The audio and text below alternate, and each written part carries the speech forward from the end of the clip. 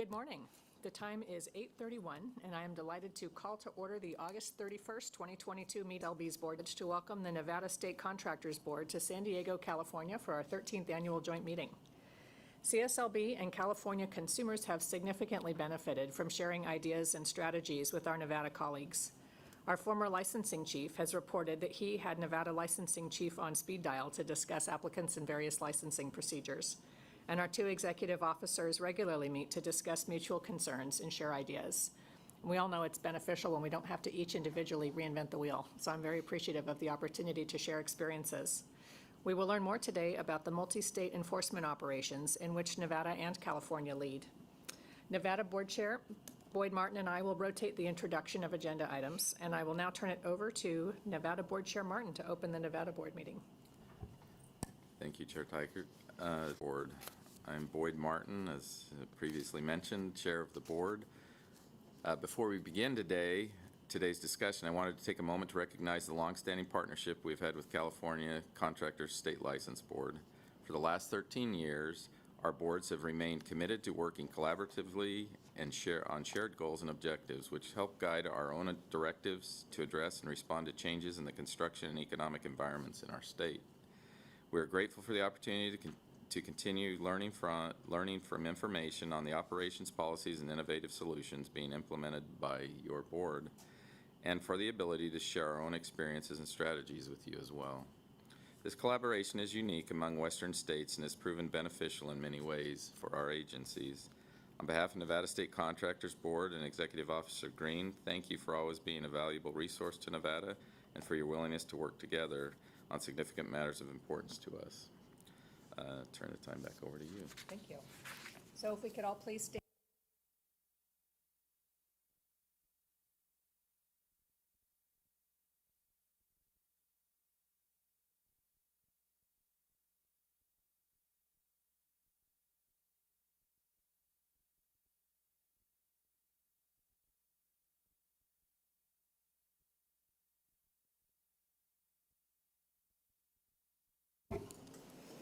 I will now note for the record that Rodney Kobos and Jim Ruane have an approved absence for today.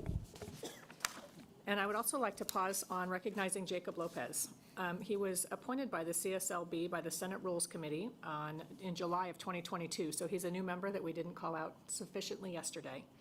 Jacob is the executive board member of the Southwest Regional Council of Carpenters, representing more than 63,000 members in Southern California, Nevada, Arizona, Utah, New Mexico, Colorado, Eastern Washington, Idaho, Montana, and Wyoming.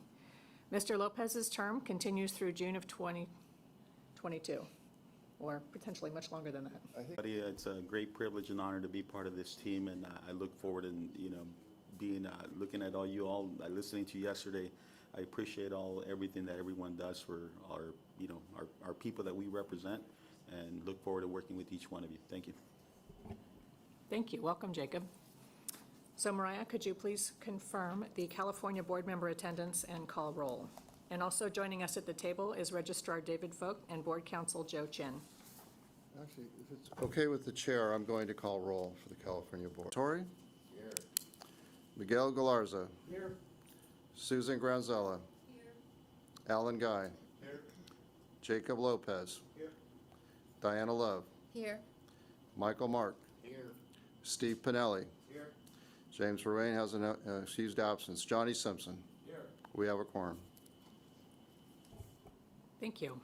And then Nevada Executive Officer Margie Green will call roll for Nevada. Good morning. Thank you. Please note for the record that Ms. Calvin, Mr. Leggett, Mr. Menzies have excused absences today. Member Cowart? Here.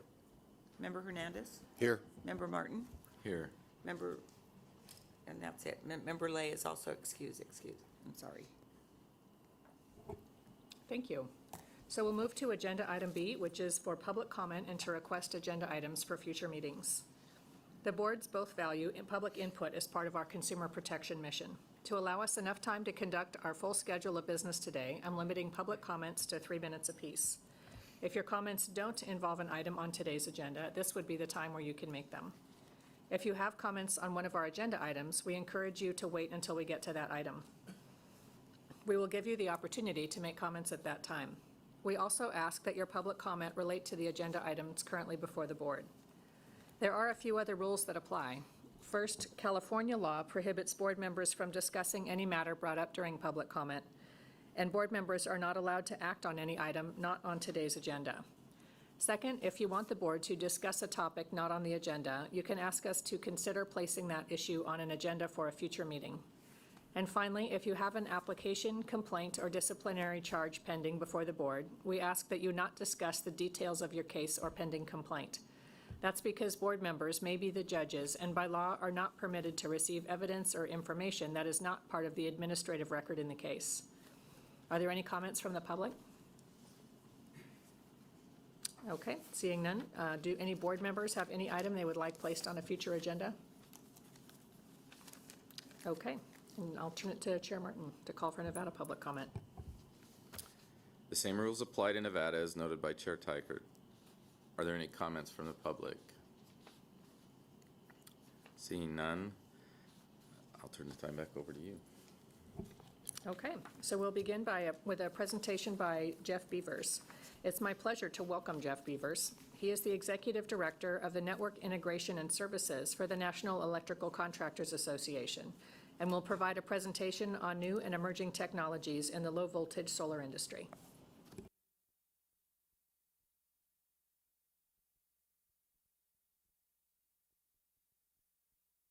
Good morning. I'm glad to be here. Thank you for the opportunity.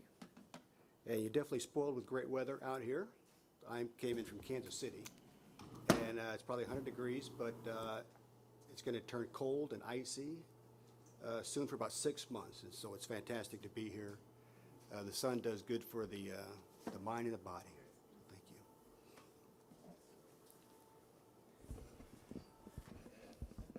Thank you. You got to talk right here. You betcha. Thank you.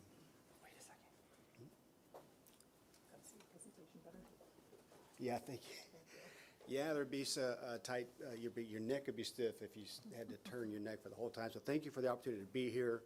And we're talking about telecommunications, but we use convergence on tactile internet because in our industry, we used to have a long-range plan, would be 20, 25 years. Now we're talking 5 years because of the constant and rapid changes. How's the audio? Am I good? Not too much feedback? I'll move a little closer. Okay. Yeah, so this was approved in June. I don't know if you're familiar with this, NRIDE. I know in Phoenix and San Francisco they have Waymo, a driverless car service, relying a lot on the network. The network is what we call the same network we had in the 90s and 80s. It's the one that drove our telephones and fax machines, and we had broadband, but it's just another application on the network.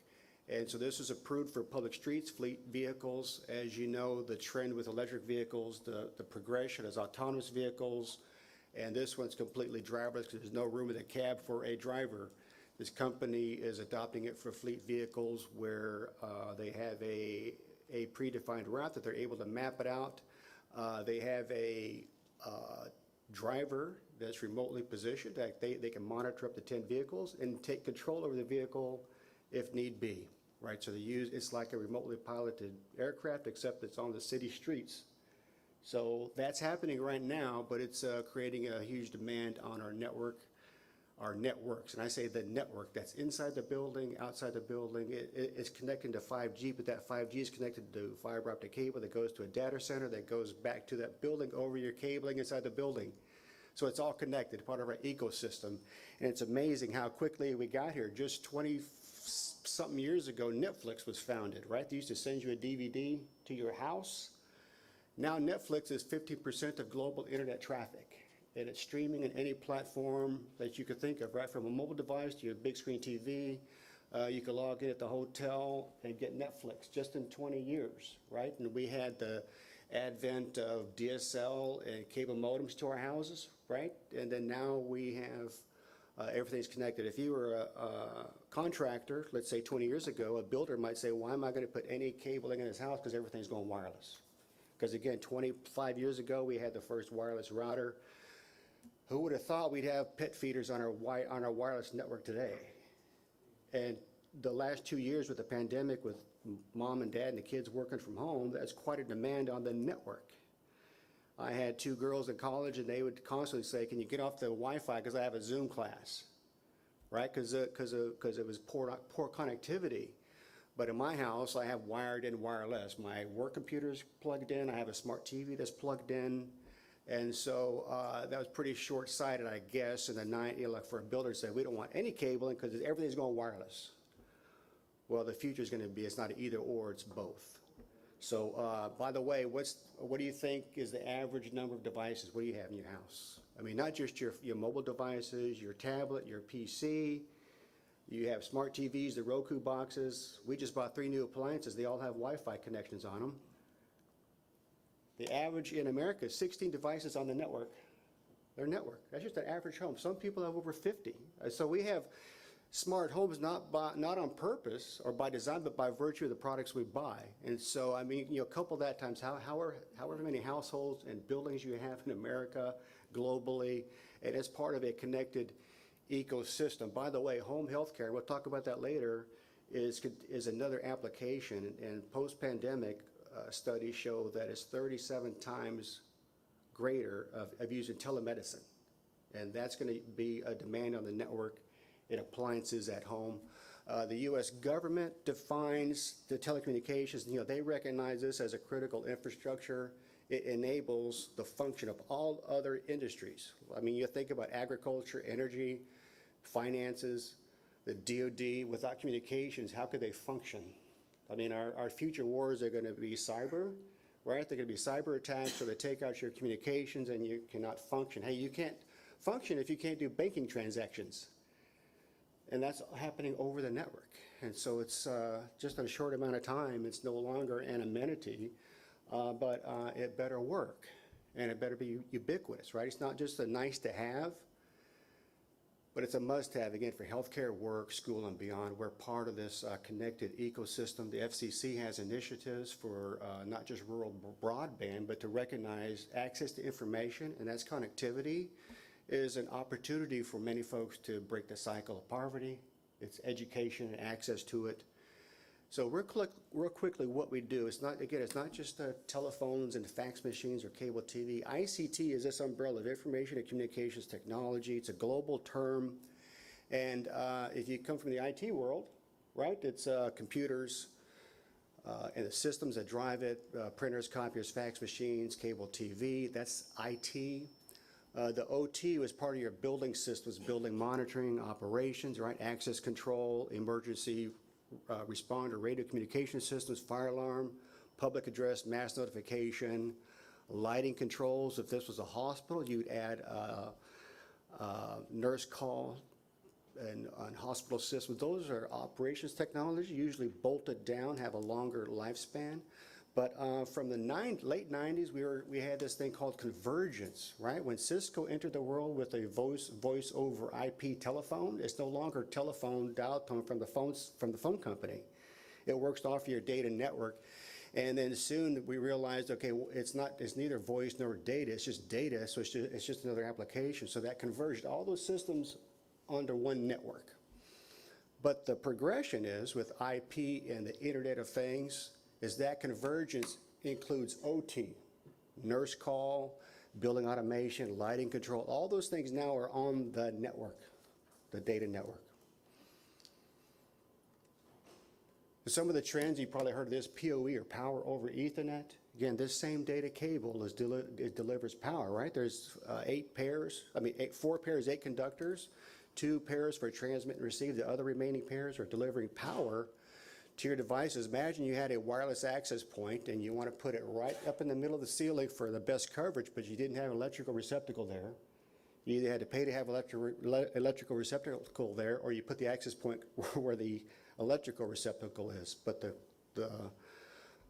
as technology would advance, you could power that thing directly from your data switch. So now that data cable also powers that access point. It could power a telephone, it could power a camera, and you see the advancement of increasing of watts. You could do a point tilt zoom camera, access control systems, and it progresses to where you have point of sale systems, LED lighting, nurse call systems, and it continues to go up until 90 watts. Eventually, your TVs could, be not just a smart TV to get streaming content, but you could power that TV from your network switch.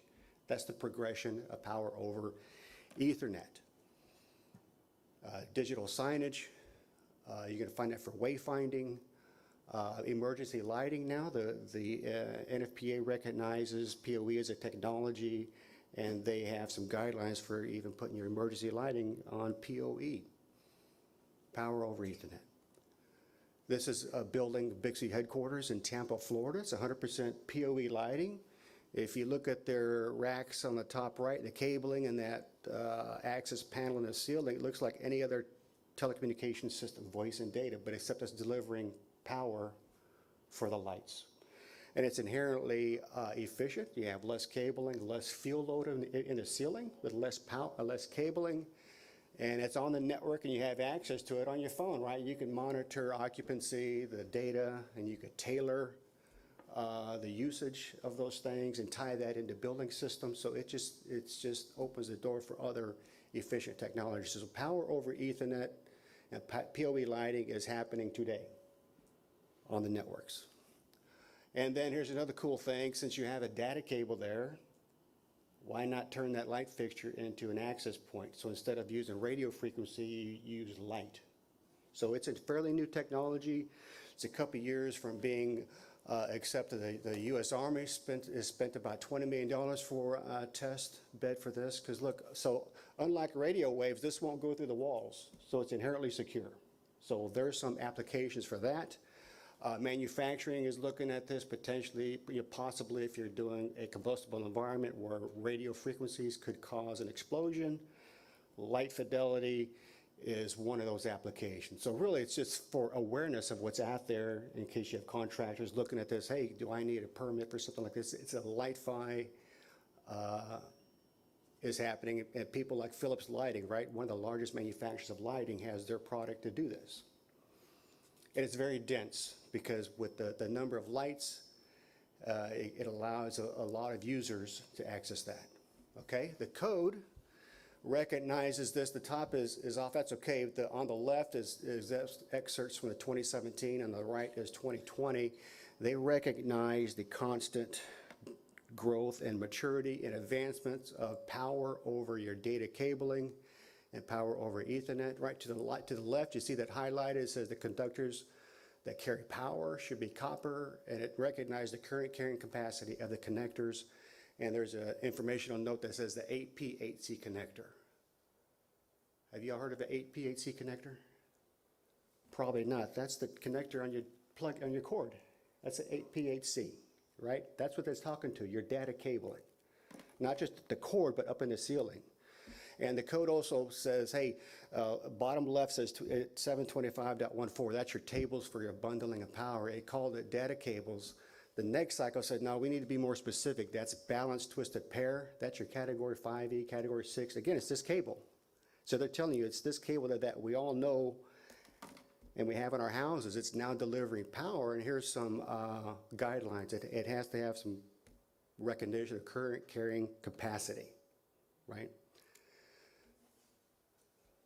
Again, balanced twisted pair. Our 8P8C is also known, you've heard of it as an Ethernet cable or an Ethernet outlet, or an RJ45. RJ45 is just from the telephone heritage, registered jack when we used to order service. That's where that came from. Kind of like Xerox is to photocopy, RJ45 is to the 8P8C. But you should be able to see cut sheets on the products for the cable and connectivity that reference these standards for the capability to deliver power.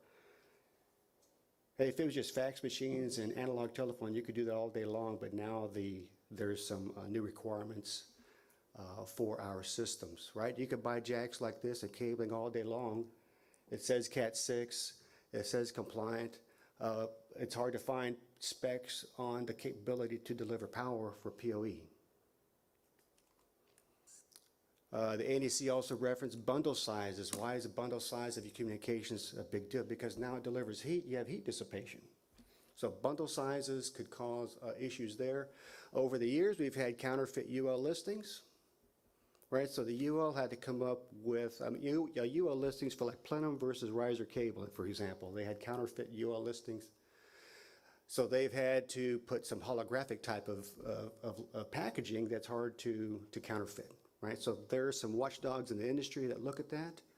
And a lot of those not only had counterfeit plenum riser stenciling on it, they had copper-clad aluminum versus solid conductor. Remember, the code says they must be copper, but you'll find some copper-clad aluminum data cable out there, and that's not going to deliver power. In fact, the TIA 568.2 is the basis for which manufacturers, build, manufacture cable and connectivity. They added this thing in here to combat, or to make that clear, copper-clad aluminum is not allowed.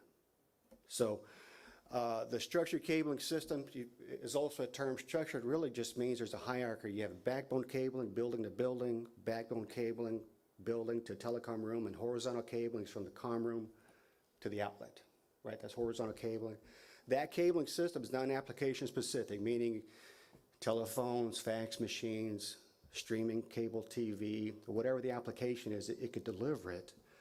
But I think the application for the future, you have to assume it should be power over Ethernet. We already saw all the applications and devices from a telephone to a TV.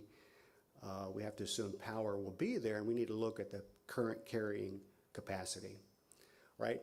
The standard also recognizes a direct connect. So 20 years ago, typically all we had was a work area outlet about 18 inches above the finished floor at a desk for a computer or a telephone. But now you have stuff in the ceiling. You have building automation systems, access control, cameras, where it's only ever going to be a camera. So they recognize this need to, you don't need a work area outlet, just put a direct connect. You could also, that top right, you could also buy those connectors all day long. But how do you know that they're made for stranded or solid conductor? The cabling in your ceiling is going to be solid conductor, but if you crimp those on, it's made for a stranded conductor. It's not going to work over the life of the system. So the standard says, hey, we need to address this. It makes sense. They call this thing a modular plug terminator link.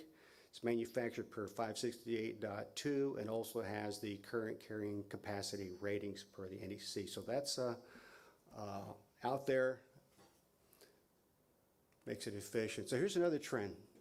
Perhaps you've heard this, digital electricity, which is actually a trademark from Volt Server.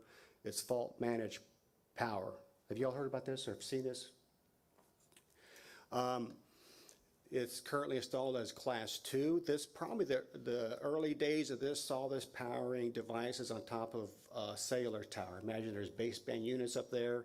How do they get power several hundred feet up in the air from their site? So they were using this, so they were delivering power. And this could do, again, 2,000 watts over 2,000 meters. Verizon has this. I saw this at their Heinz Field in Pittsburgh, where they're deploying 5G antennas. And as you know, football stadiums are enormous. They're delivering power to those antennas from one central location over this fault-managed power. Sinclair Hotel has PoE and digital electricity, and I think they're the first building to use a lithium-ion battery instead of a diesel generator. They're also building Marcel Hotel in New Haven, Connecticut. It's reported to be the world's first net zero hotel. It's also using this technology. The code recognizes this, so they're going to put this in the next version of the National Electrical Code. They're going to call it fault-managed power under Class 4. And unlike a lot of electricity, it doesn't require conduit. So that's also a culture change in many cities that require conduit for everything. So here's how it works, right? You have your traditional AC comes in from your transmission distribution lines, and once it enters the building, it's converted to DC.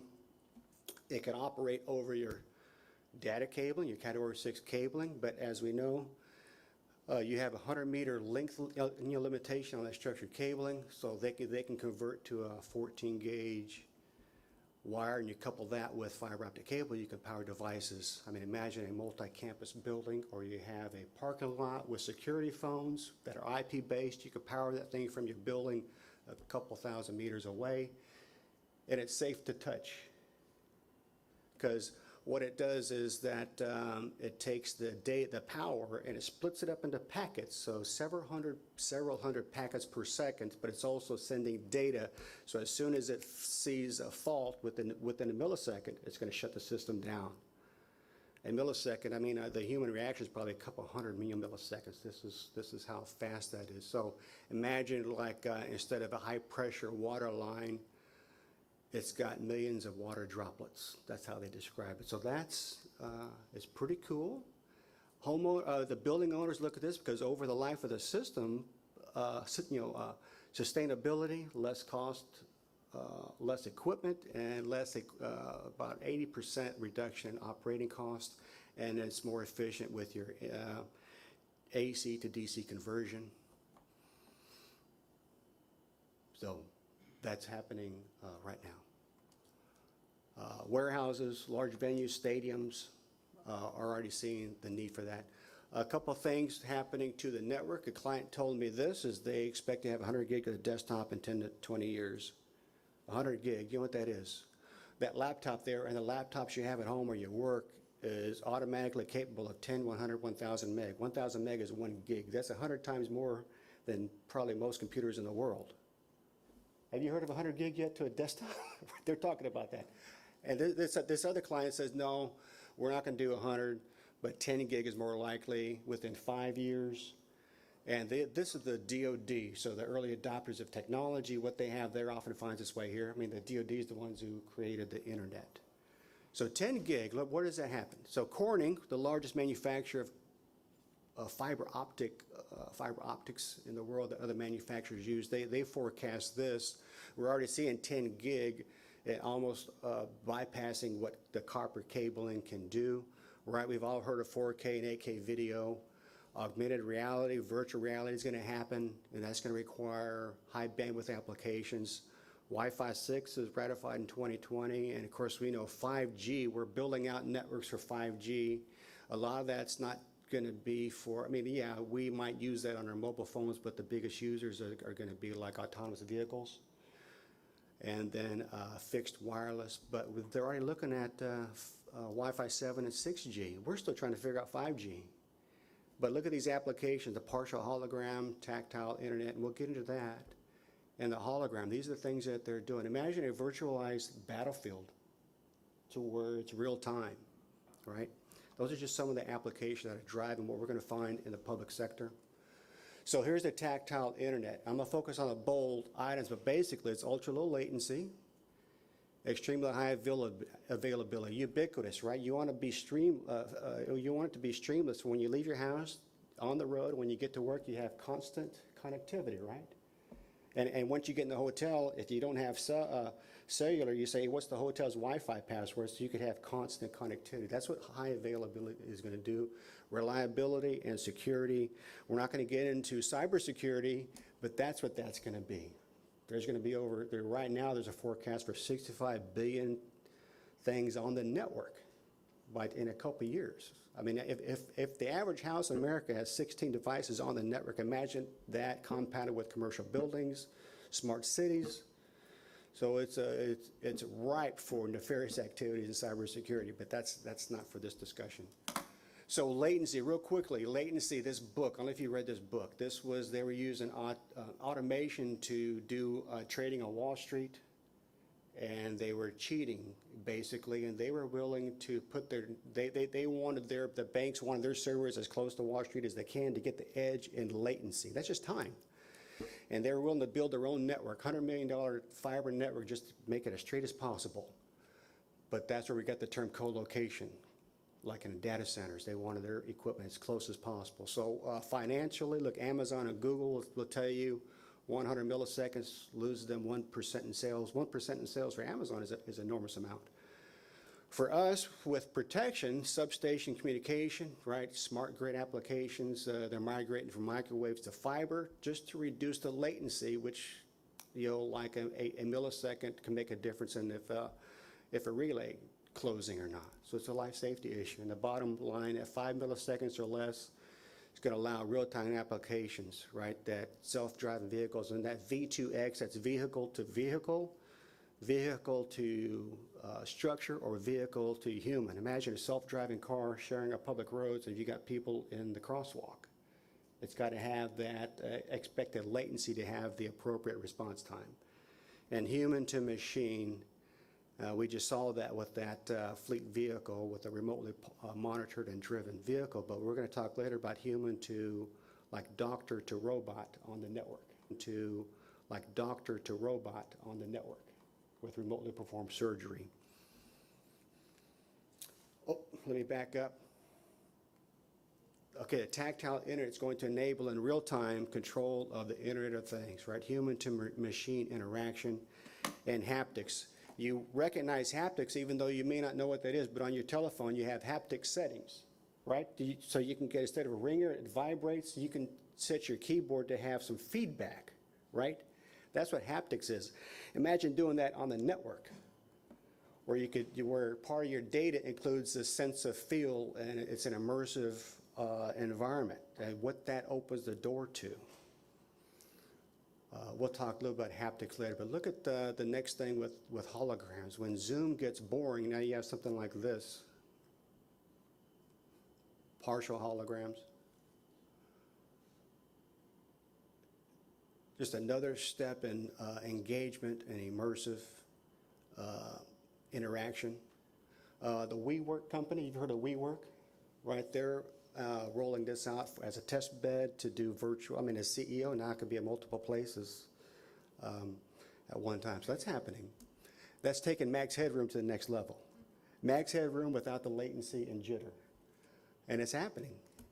Holographic communications, again, like I said, the remote healthcare and telemedicine is 38 times greater than pre-pandemic. They're going to use this opportunity for holograms for consultation, right? Doctor to doctor with consultation, business communications. Again, interaction with the point of sale displays. Our displays are going to be not just 3D, that you don't need the 3D glasses, but you'll be able to do something like this. You can go to like Zenni Optical, for example. If you bought eyewear, you could upload your picture and try on glasses. This takes it to the next level. You can do virtual shopping, try on some clothes, and it's a whole new experience, but that's what technology and a low latency network is going to allow you to do. It's going to allow this. I mean, you probably saw this with some Meta advertisements where there's a physician with apparatus on their fingers and they're doing things on a screen. They're testing that out with Meta. But to be able to do this, to have again, not just a virtual dressing room, but imagine you have a sense of touch from afar. You could do a virtual handshake, right? You could feel a hand grip. That's pretty cool stuff. How about high-risk applications with, let's say, mining? Now you have you send a robot down there, and that robot gives an operator in a safe environment the tactile and haptic feedback about the environment down there. In education, we're already seeing this in our trades, like to be able to climb a utility pole. You used to take a 2-pound hammer, you hit it, and the sound and feedback told you if it was rotting or not. You could do that remotely now with you get that tactile feedback in a glove. It says, oh, that kind of feels like hitting a hammer onto a pole. So that's changing our learning. But one of the adopters of this is telemedicine. Again, 38 times greater than pre-pandemic just for telemedicine. And we have robotic surgery already, right? What's the name? Da Vinci has that. But right now, the doctor's here, the robot's right here. They're doing it. The progression is on the network. Now you could do it far away. Robotic assisted surgery, right? The doctors will wear some apparatus, headgear, or gloves to where they manipulate the robot. So this is it. Long distance proof of concept.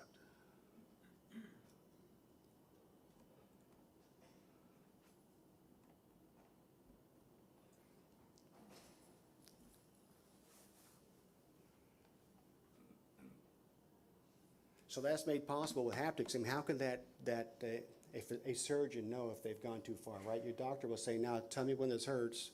You can't go, tell me this hurts, one Mississippi, 2 Mississippi, right? It's got to be that very low latency with that haptic feedback to where they know they're replicating the human. So the physical media, well, I hope I'm not taking too much time. We'll wrap this up. The physical media is what we're going to focus on with network latency. Latency again in IT, if at ITs, you could just refresh the screen. In operations technology, you don't have time to refresh the screen, right? And you have latency by packet loss. A lot of that packet loss is impacted by your cabling, a poor cabling. If they can't send it, there's a request to send and that retransmission. right? It's fast, but if you have to retransmit it, it's latency. It's like when my wife and I are driving and she says there's a deer in the road, and I say, "What'd you say?" She says, "There's a deer in the road," right? That's a retransmission. That's a killer for operations technology applications, whether it's a operating room and remotely perform surgery or a autonomous vehicle. Latency is going to hurt us. 80%, again, of your network failures are from the infrastructure and poor installation techniques. And that's caused by this, and that's where we come into play, right? Damaged cables, kink cables, excessive bends, particularly with fiber optic cable, poor termination, non-standards compliant cabling, some of that with the counterfeit listings, dirty fibers, bonding, grounding, you name it, a list of those. And both of these are appropriate tools. The one on the right is good troubleshooting, but that's not going to tell you if your cable is suitable for power over Ethernet or very low latency connections versus the one on the right, which is standards compliant from 568C.2. It's $10,000+ versus a couple $100, right? So this is the standard. So when a customer is handed over a certified cabling system, they got the test results like that. So that's the expectation. Again, the contractor usually does the link from the outlet to the patch panel. They hand it over, and the customer IT takes it from there, plugs in the equipment, and that covers the channel. But oftentimes the channel is done by a contractor for a design build application, or they're doing services. They'll touch the end equipment. And oftentimes what you have is stuff like this. Am I right, IT guy? Oftentimes this happens just because you just plug and play and the lights come on, but they have no knowledge of code standards or best practices, but that is part of the system that impacts latency. Ideally, it would look like this. Proper cable management practices. Hey, you look at that and instills confidence that your network's going to work. I mean, if you have some surgery going to be performing, you want the bio of the physician, you might want to look above the ceiling and in the telecom room. In the future, again, fiber optic cable, dirty connectors, just to be real quickly, the human hair is about 100 microns. Where the light travels is called the core. In this case, that's 9 microns for single mode. So it just gives you a scope of how small that is, and that's where the laser beam travels for your networks. But you could just see the simple things from like a technician rubs the dirt from the connector with their finger, and they leave oil on it, and it's covering where the light travels. Or they wipe it off on their clothes, or even a speck of dust could be larger than where that light travels. But that happens all day long, even among professionals. This application, I see these, whether it's in a DOD or a bank or in a substation where there's dust caps left off, they take them and plug them right in, and there's issues. Common code violations that we see, again, is this unlisted cable, that's the outside cable. Let's say a fiber optic cable or copper, they can't enter the building more than 50 feet.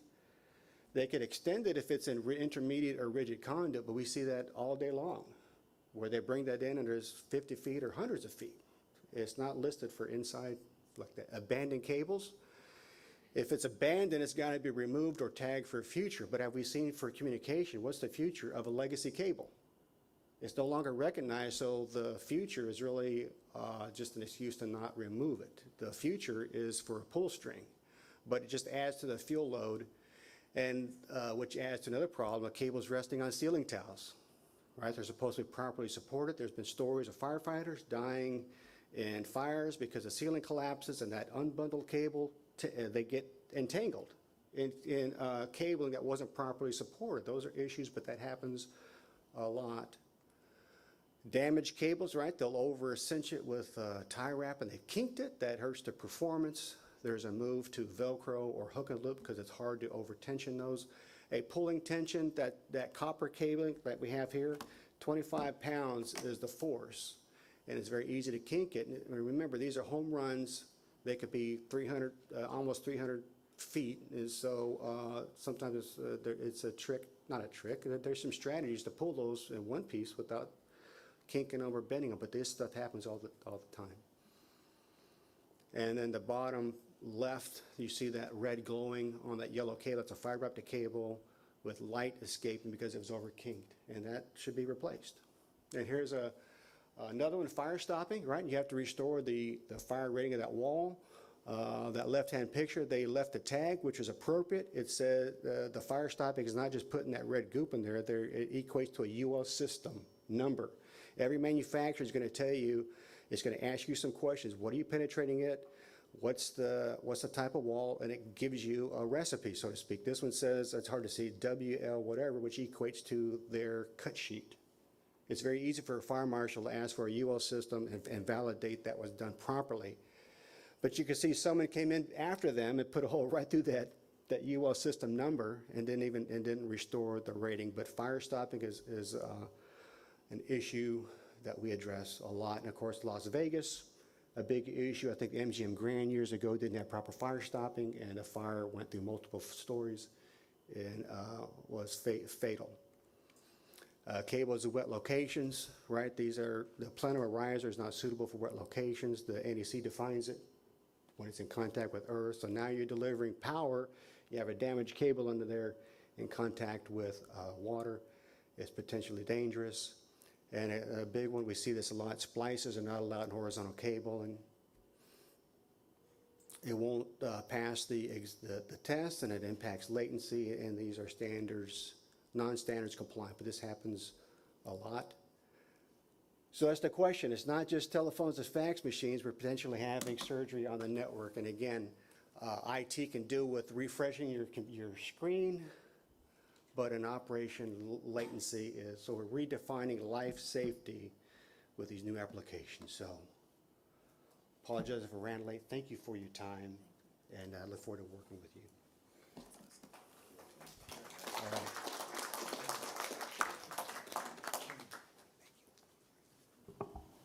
Hey, Jeff, can I ask you a real quick question? Yes, We have a minute. you bet. I know you made this presentation at the NASCO meeting, but I had a question. So for us that have my house 20 years old, it was smart wired, it has the old cables that come in from the cable company, or else we can use DirecTV or whatever. So are we going to at some point have to replace those cables in the house in order to get better efficiency on our internet service? Yeah, I think that's a judgment call for each individual and what they need it for. And really, you have to determine how hard it is to retrofit. My house, I've got a basement that I could access the joist and drill in there. Otherwise, you can drill holes and, or otherwise you could take your nice house and staple cables to the outside. So there's ways to do it, but some retrofits are always hard. One thing now, wireless does provide a solution, right? With, one example was with T-Mobile and 5G. Imagine now having T-Mobile for one phone bill for you got your cell phones and, I got my house, fixed wireless. It's happening. So, wireless is an alternative, but it really, I think, it depends on how hard it is to retrofit and be aesthetically pleasing. I retrofitted my house with wiring, but it was fairly easy with access in the attic and the basement. So it depends. Hope that answers you. So Jeff, that was fascinating. Thank you very much. And also thank you for diving in, Joe. I think that's really a good conversation. Are there any other board members who'd like to comment? Jeff, real quick question. Seeing everything you had is great. It was amazing. And I'm from San Francisco, so I know about the cars and stuff like that, and I see it all the time. But my question is, what about, you have the doctors and everything else. What about hackers that can get into a system? How are they deterring that from happening? Because I would really feel weird if somebody was going to operate on me and it was a robot and, You bet. she was going to, hack into the system, and I'm not coming back out now. I was pointing at you. Yeah, no, it's, we had a good presentation yesterday from the state of Arizona. It was a CIO about cybersecurity practices. So some of them are the use of encryption. Like when my kids go to grandma's house, they aren't asking for the quality of water. They say, hey, grandma, what's your password for your Wi-Fi? And then they say, oh, you need a stronger password, grandma, right? Or, hey, this thing's wide open. A lot of people, let's say those 16 devices in the home network, people unpackage it from Best Buy or whatever, they plug it in without even looking at encryption. So they're wide open. But I think the encryption practices, constantly having good, what was the thing? Length of the password is better than the complexity, or the link is inherently complex. So encryption, passwords, and rely a lot on your IT folks for patches to the systems, constant updates, and even your mobile devices, right? When Apple gives you, hey, it's time to update, they're probably recognizing there's a patch and they get in. We recognize also for the people doing the work, they could put your network at risk unknowingly. Like if you remember the Target store breach a few years ago, like $40 million. The hackers came in through the HVAC contractors badging system. What Target didn't do was they didn't separate their HVAC from the point of sale system. So they got in through the badging system and got access to the point of sale. So I think for installers as well, contractors are probably one of the number one requested new levels of coverage, cybersecurity, corporate IT. And so it's a long story, but it's probably well deeper than my expertise. We have an IT folk person back here, but it's encryption and constant review of that and updating passwords. And country of origin, when we look at, for the DoD, for example, every project now from the concept phase, they want a cybersecurity person. Not necessarily a Cisco security person, but someone that can review all the systems, that to look at the vulnerabilities, and that you have an action plan to address it. Because I mean, if you have there are some buildings with 20,000 devices on the network. And so HVAC, all those sensors, if they're connected, it's a door. I mean, you could buy electrical panels now with a network connection on it. So they look at country of origin, who's the owner, what's the cybersecurity plan, and you carry that over through the construction period and then over the life of the system. Yep. Thank you. Any other board comments? Yeah, I'd like to say something about robotics. This is Jacob here. So, you know, technology, you mentioned in the beginning about the in-ridge electric truck, how robotics is now taking over, you know, human jobs, right? And we're seeing this a lot, and especially in our world, right? I know my kids play with the VR and have those senses, right, when they put these goggles on. We go to the market stores these days, and, you know, there's not a human there anymore to take, you know, your payment, right? Last week I was at a hotel where there was no one there. I just walked in, scanned, and it replaces, right? In construction, we're seeing robots now, right? Robotics coming in where, you know, these robots are replacing what a journeyman would take probably, you know, 3 days. It'll do it in 20 minutes, right? Now we're seeing more technology where robots, you know, dogs, I've seen a dog the other day that's coming out there doing layout work for us. You know, robots are actually placing drywall and actually physically installing, you know, what humans are doing. So are we taking account on that aspect of how, you know, if one single robot, right, this, you know, you mentioned this electric truck, how many people it's going to put out of work, right? And, you know, we see it in the ports, right? In the ports of Long Beach, you know, we've seen that where the robotics came in and it eliminated a whole group of people that used to perform that work. So what's our thought behind that, and who polices, you know, also the safety factor that we're always concerned in the construction industry about, you know, OSHA, obviously, regulations and stuff like that. Is there anybody, or who's the people that oversee all that? Yeah, I don't know who's overseeing it. I mean, you're talking a bigger cultural change and like the ethical use of robots. I mean, look at what TurboTax is doing to the accounting business, right? You have an accountant that works with a software script and updates the code.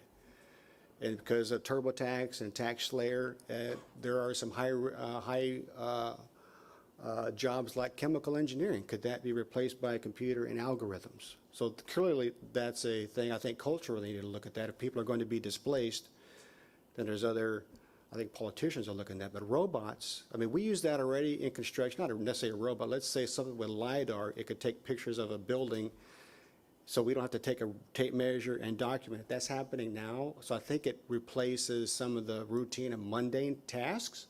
So a professional can do more higher end stuff. So there's some value there. I don't think the robots are yet climbing ladders, moving ceiling tiles. So I think for the trades, a lot of them are still valued. I mean, it's a short question. Know that I don't have the answers. I don't know that we all, but it's upon us. It's like the iRobot movie happening. We're in real time. Thank you. Any other board comments or questions? Thank you, Jeff. That was terrific. What an interesting. So for the next item, we're going to do a discussion regarding the Nevada Contractors Board and the California Contractors Board operational and structural comparison, including board member composition, budget, license population, license fee schedule, criminal background checks, insurance requirements, exam waivers with other states, and consumer restitution programs. Nevada Executive Officer Margie Green and Registrar David Folk will take the lead on this agenda item. significant points on the chart before you, pages 10 and 11 in your board book.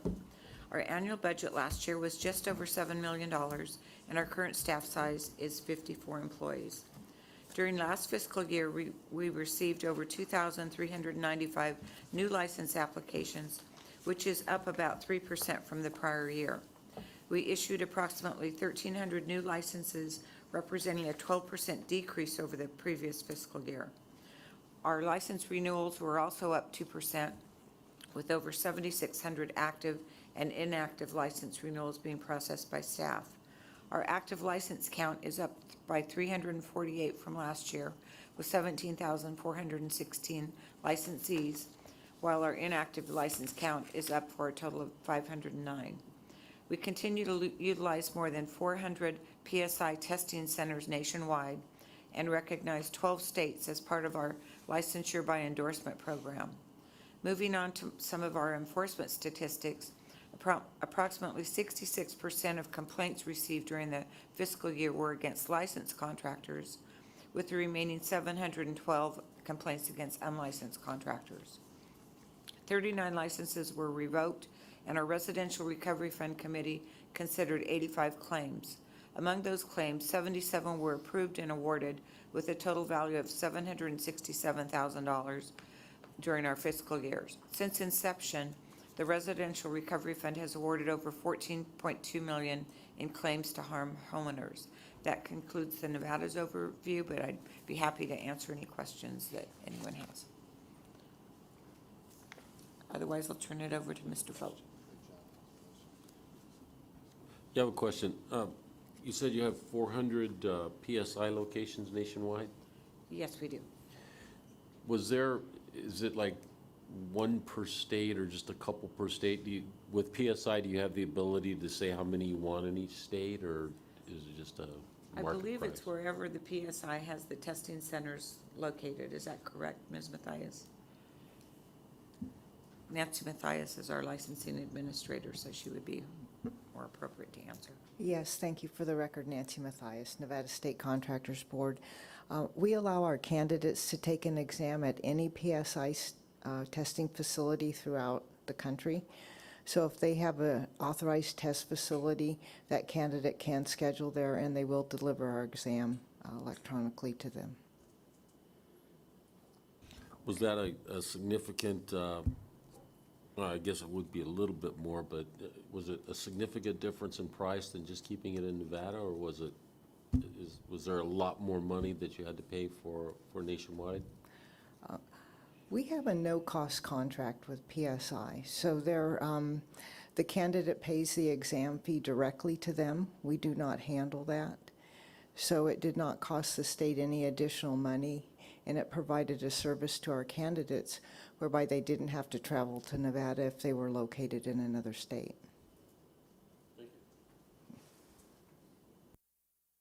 Thank you, Ms. Mathias. Marky? I have one, Michael Marker, I have one question. The question is in terms of the restitution or recovery fund. Is it mainly for residential? And that's what it sounds like, right? And then I guess the follow-up question is solar included for that? Yes, Mr. Mark, thank you for the question.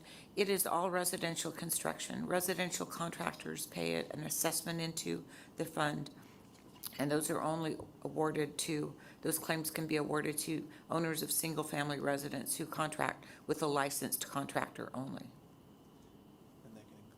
Is And there it a includes solar. maximum per case? I don't know. That seems interesting to me because for us, it sounds like a lot of the issues that we have consumer-wise is on the residential end, so. Yes, there's a maximum award per individual of $40,000, or a maximum per contractor, an aggregate amount of $750,000, or 20% of the recovery fund, whichever is less. And I guess, did I hear correct? Each contractor that does residential is the one that's paying into that fund, and it's a pool of money. And then does your board actually does the payout and as like an arbitrator, I'm assuming? Correct. They pay an annual assessment based on the license limit that they have. It's only residential contractors. And then we have a subcommittee, the Residential Recovery Fund Subcommittee, which they meet usually every other month, and they award the grants or award the claims, determine if it's a legitimate claim or not, and the payouts are from there. So, Thank you. Sounds like a good program. thank you, it's a great program.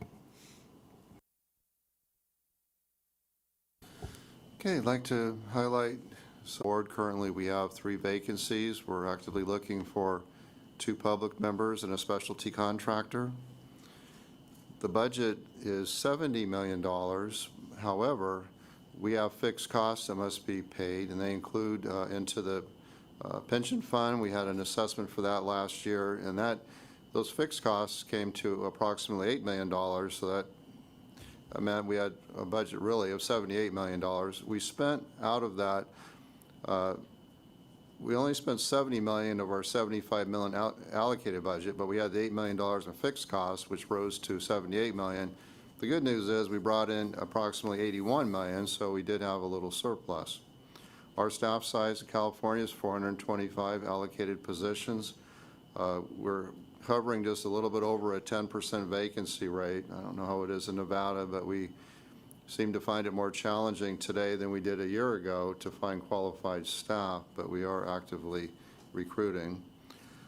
Good news, our licensees are up about 4,000 in the last 12 months, so that's a positive trend. We want to keep going, keep going forward, and we believe that will happen because we look at our new applications. If we look at last fiscal year, which ended June 31st, to the prior fiscal year, we received 20,876 original applications, and that's a 61% increase year over year. So it's a very positive trend for us. Regarding the PSI test centers, we made the transition July of this year, so it's recent that the transition occurred. At the meeting yesterday, we heard from industry leaders that there has been some difficulties. One is we've had applicants that have had to return to the test center on multiple occasions. One day to take the trade exam, maybe they have to return and take the law and business at a later date. That can pose a hardship. Plus, as Board Member Simpson was alluding to, at this time, we don't have the ability for our applicants to take the exam outside of California. It's something we definitely want to look at.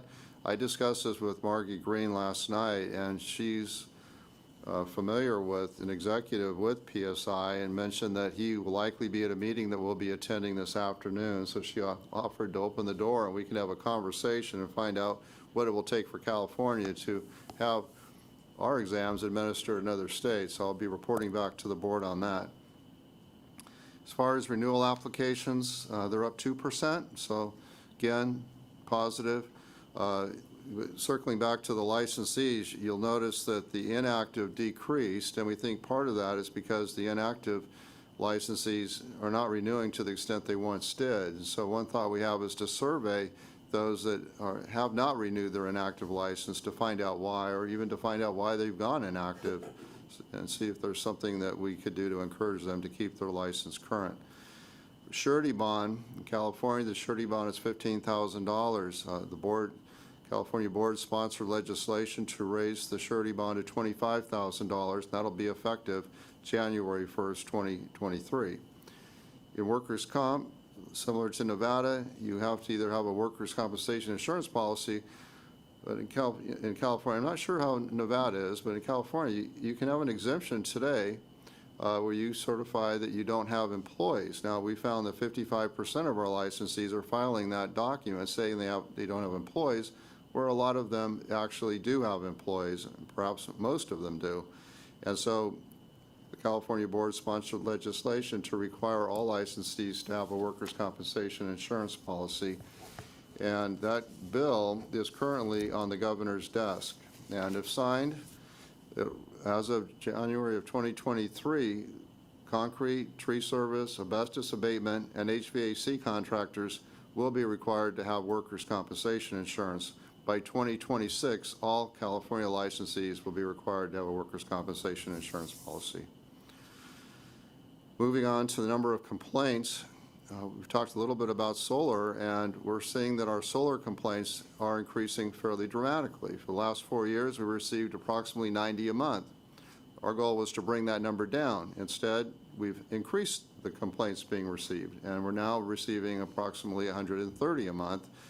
And they differ as to the complexity and how egregious they are, but it's still something that we need to keep an eye on. Overall, we're receiving approximately 1,200 consumer complaints a month, and 20% of those are filed against unlicensed contractors. 1,200 is about 200 more than we have received monthly for the prior 2 years. So we're having to keep a real close eye on our resources to make sure we can handle that additional workload. As far as the recovery fund, we have a recovery fund for solar only, and it's only for residential solar. We modeled that legislation after the Nevada Board's recovery fund, so I want to thank you for all the help that you did in helping us put that legislative proposal together. It's very similar to your recovery fund in that it caps at $40,000. First 12 months having the fund, we were able to disperse approximately $1.4 million. It's a fixed allocation of $5 million, $4 million for restitution, $1 million to administer the fund. There'll be a public meeting we anticipate having a public meeting in November with the privately owned utilities to see if there's a need to continue a solar fund into the future. And with that, I guess the last thing is we were able to revoke, we unfortunately had to revoke 446 licenses, but that does remain a real priority here in California to identify the egregious contractors, those that don't belong in the marketplace, and if they are licensed, to revoke that license in a timely manner. Thank you. Happy to answer any questions. What do you think the spike is with all the applications coming in? You think it has something to do with the 2 years of COVID that everyone went through, or just that big surge? Yeah, I think it's a pin-up demand. They remain a lot of construction going on in California. I'd like to think that our outreach, the information that we're giving out in our public meetings is helping, and that I think people understand that construction is a viable career opportunity. And so to meet the need, we need more contractors in California. I know that Margie had mentioned that I believe the population of Nevada has grown by about 1 million, and yet the licensed population hasn't kept up. It's very similar in California.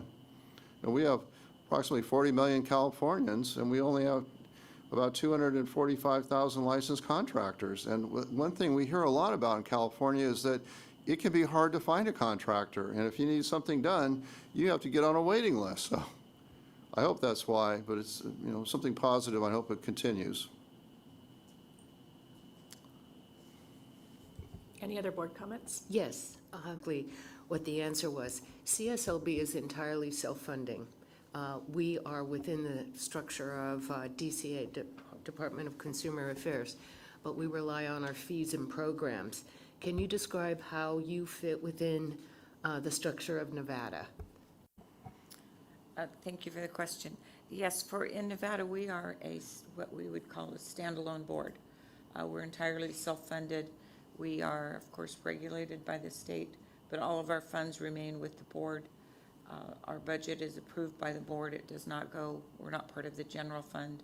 Our employees are not state employees, they're board employees.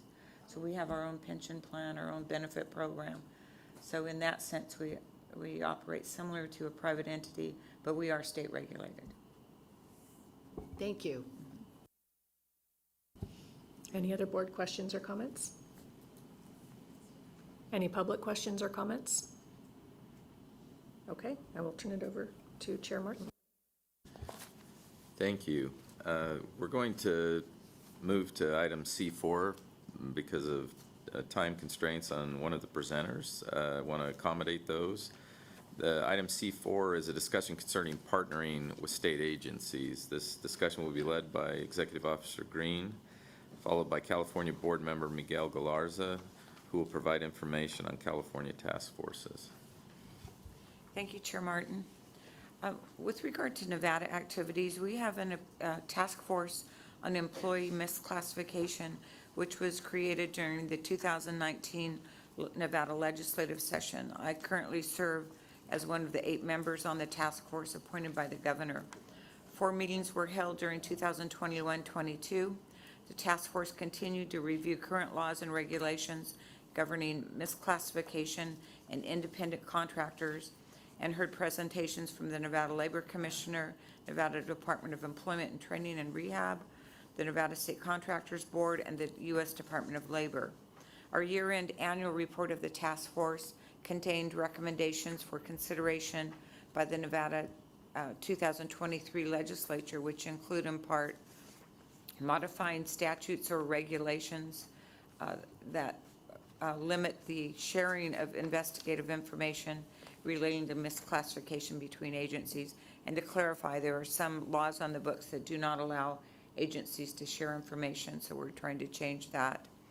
Also, we're trying to create a standard definition of misclassification, and then another recommendation might be the possible sunsetting of the task force and instead creating working groups that could meet regularly to share information on misclassification cases. Also, we have the Nevada Interagency Task Force. This task force was recently created to create procedures for participants to communicate regarding illegal and fraudulent contracting activity and the underground economy. Members of our task force include building officials, the Attorney General's Workers' Comp Fraud Unit, DIR, OSHA, law enforcement, district attorney's offices, the Labor Commissioner, Department of Business and Industry, and industry stakeholders.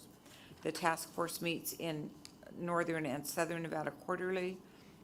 Some of the ideas we are discussing are modifying the owner-builder affidavit and an ongoing public education program regarding owner-builders, proposing legislation to address house flipping, reestablishing the dedicated construction theft unit with Las Vegas Metropolitan Police Department, expanding our PR campaign concerning building permit requirements, and establishing a direct contact from each participating agency to expedite the process of notification of fraudulent activities in the construction industry, and developing an app where the public can report information to the task force, and also increasing our multi-agency sweeps.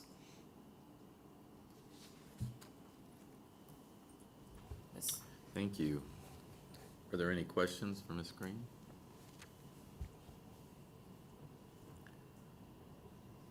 Seeing none, we'll ask Board Member Galarza. Thank you, Chair and Chair Tigert and Register folk for allowing me to jump the line as I have pressing engagement in San Francisco. So thank you for that. We'll now go ahead and read the agenda items C4A and C4B regarding our joint efforts. This information regarding CSLB partnering in state agencies can be found on the beginning on page 26 of your board packet. CSLB Enforcement Division participates in 2 joint agency, multi-agency task force, the Joint Enforcement Task Force, or JESF, and the Labor Enforcement Task Force, which does not have a cool acronym, so will be known as ELTF. Both the goals and memberships of these task force overlap, and I will discuss each group in turn. The Joint Enforcement Task Force, or JESF, was created in 1993 and was placed into the state statute in 1995. The goal of JESF are to combat the underground economy in California and level the playing field for law-abiding businesses. The JESF partners are California agencies which handle taxation, wage administration, workplace safety, licensing, and enforcement. JESF is chaired by the California Employment Development Department, or EDD, and there are 14 member agencies in JESF, including CSLB, EDD, the Department of Occupational Safety and Health, the Division of Labor Standards and Enforcement, the Franchise Tax Board, Department of Insurance, and the Department of Justice, and others. Memorandums of Understanding, or MOUs, between partner agencies clarify each agency's roles and responsibilities. The MOUs, including the methods of information sharing, including tax, wages, and safety records. This is one of the key reasons that the multi-agency partnerships work well, is the sharing of this information. The MOUs between EDD and CSLB require joint sweep operations to be conducted monthly. There are 8 teams across the state which do 2 sweeps a day per month for a total of 192 annual sweep days. In 2021, Joseph enforced efforts resulted in the suspension of 221 licenses for over a recovery of $34 million in outstanding taxes and liabilities. The recovery of those was $18 million in outstanding taxes, fees, and penalties to these aligned state agencies. The Labor Enforcement Task Force, or ELTF, was created in 2005 as the Economic and Employment Enforcement Coalition. The group was renamed the Labor Enforcement Task Force in 2012.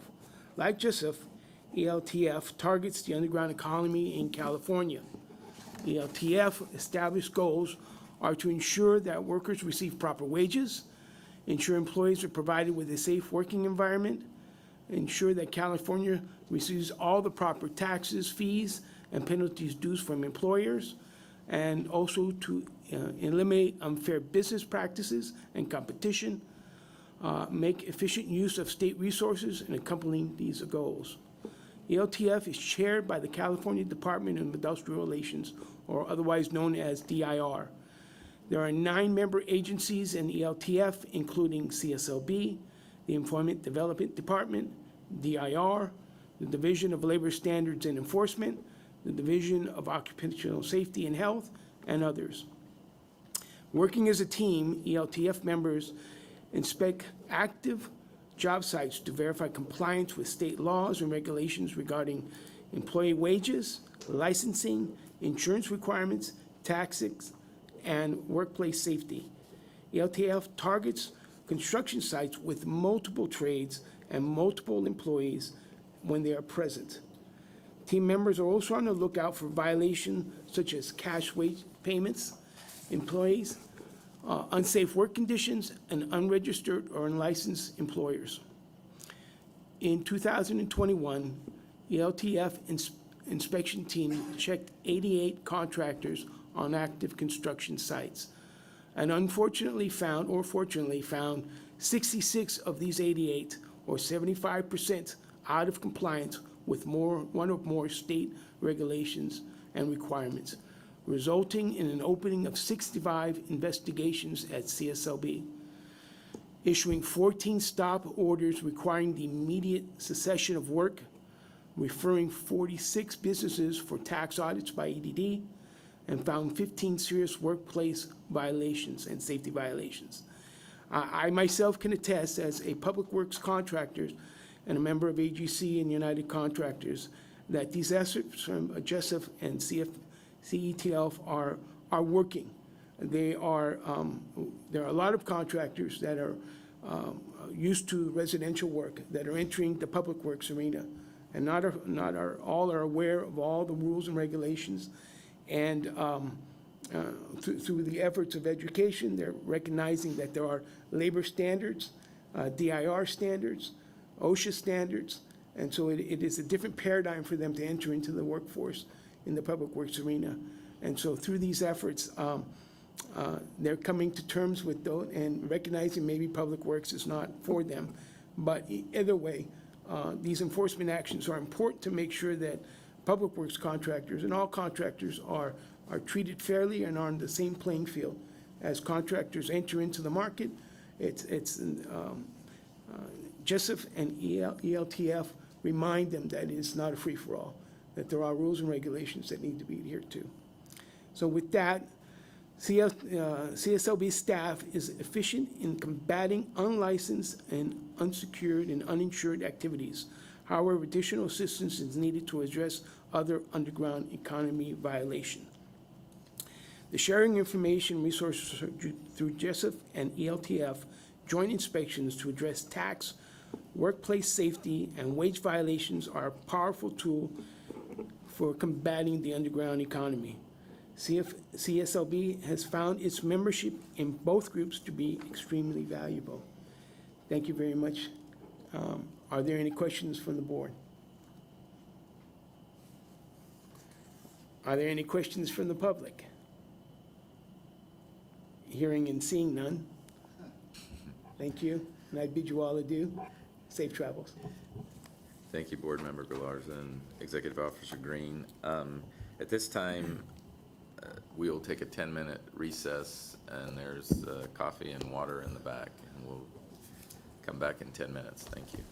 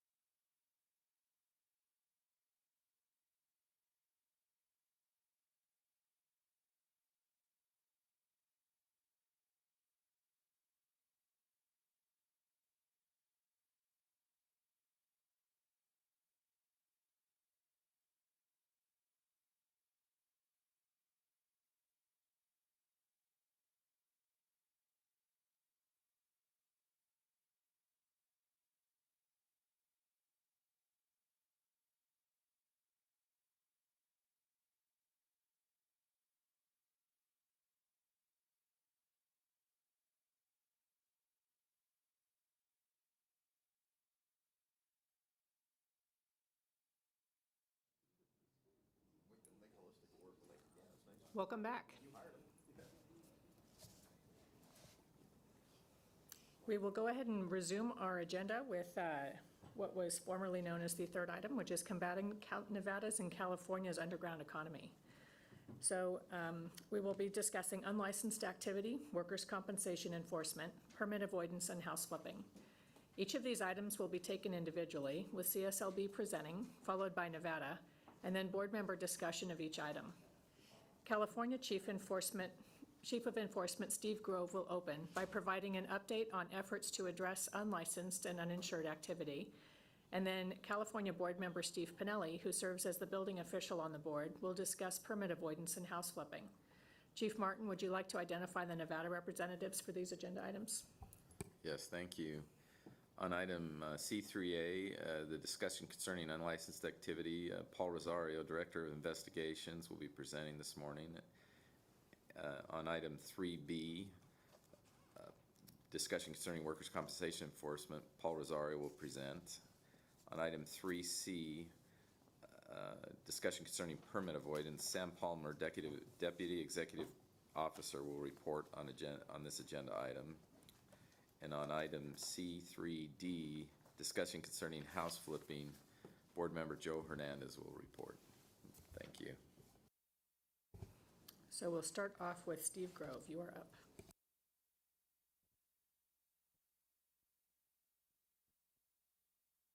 up. Good morning, thank you. I'm going to give a brief overview of what unlicensed contracting is here in California. Any project valued at $500 or more, material and labor, which is pretty much anything these days, requires a contractor's license. We can charge unlicensed contractors administratively or criminally when we catch them performing these acts. Administrative citations have civil penalties up to $30,000. So consumers can be victimized by unlicensed contractors in many ways. Abandonment of the project, substandard workmanship, failure to pull permits, which then leads to no inspections by building inspectors. Sometimes outright theft, where they take money and do no work at all, never had any intention of doing work. Unfortunately, there's not a lot of help that we can provide to a consumer who's been victimized by an unlicensed contractor, which is why we really emphasize hiring only licensed contractors and preventing this from happening in the first place. When a consumer is financially injured due to an unlicensed contractor, one recourse is Business and Professions Code 7031, which allows a consumer through a civil action to recoup all money paid to an unlicensed contractor. But this is not something that the Contractors Board has any authority to enforce. They have to take it to small claims court or get an attorney and pursue a civil case. So the goal for CSLB enforcement is to prevent unlicensed contracting in the first place. And we do this through education, outreach, and then deterrence from our enforcement actions. So there's many benefits to hiring a licensed contractor. Licensed contractors have taken and passed complex licensing and our law and trade exams. They've also documented 4 years of journey level experience in the trade that they're licensed in. They're required to maintain a bond of $15,000 that a consumer can file a claim against if they have an issue. They also undergo criminal background checks. In the event that a project ends or results in a consumer filed complaint, there's a lot that we can do at the CSLB to assist the consumer. The first thing is we have consumer services representatives in our intake mediation centers who are very good at working out a settlement. They contact the contractor and the consumer, and they try to work out their differences and resolve it at an informal level. If that process is unsuccessful, the complaint will be referred to a field investigator. And one of the first things we do if there's workmanship violations is we send out an industry expert. The board pays for a licensed contractor who's in the same classification as the workmanship items to provide us a report on what it would cost to complete or correct the workmanship issues. That report then is sometimes used by the investigator to resolve the complaint right there. We can sometimes get the contractor to just write a check and pay the consumer for that, that financial injury and avoid a legal action. If that's not possible, we have CSLB-sponsored arbitration where we pay for the case to go to an arbitrator, and we can get judgments up to $50,000 to the consumer or the contractor, whoever prevails.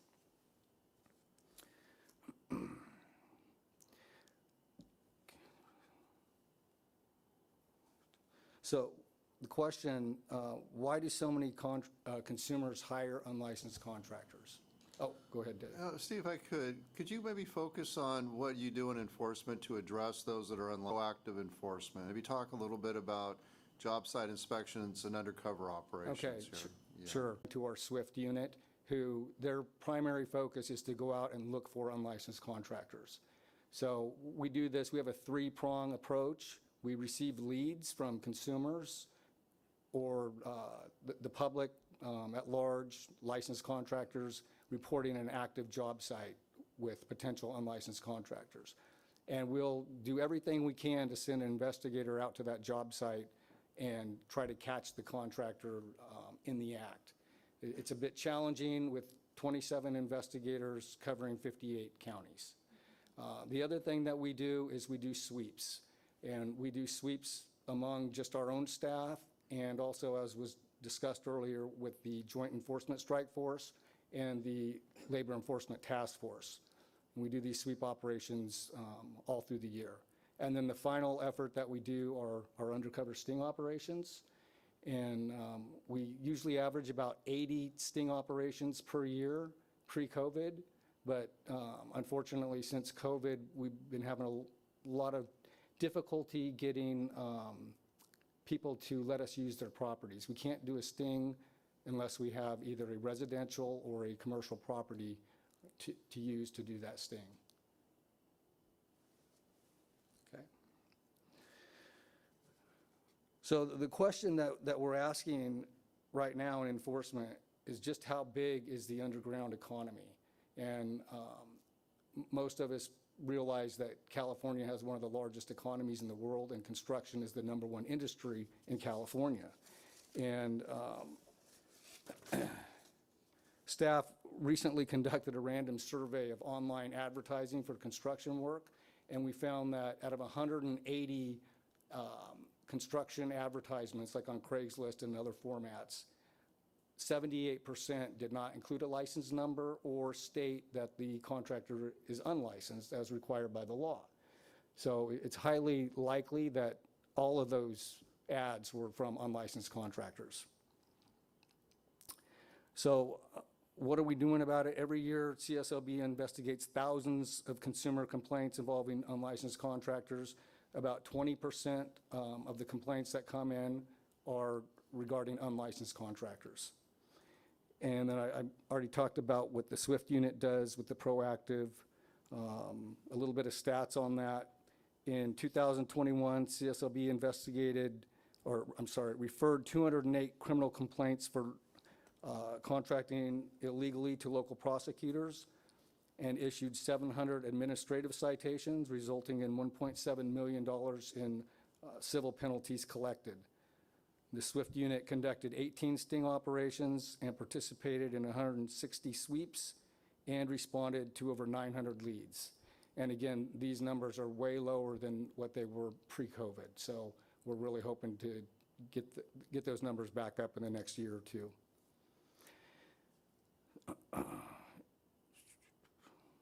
So our current strategies for combating illegal contracting include increasing our proactive enforcement to return to pre-COVID levels. And additionally, as previously discussed yesterday, we're requesting approval to hire a consultant to assess the size of the underground economy and the current allocation of enforcement resources. with that, I'll take any questions or. I had a question for you. From the, sir, Oh, over here. okay, sorry. Brian with the Nevada Contractors Board. I just had a question. We run into this a lot, I feel, in Nevada, and I was curious, how do you do the conversion? If you have someone who's unlicensed, how do you incentivize them and bring them over to get them licensed if they're willing and they're open to it?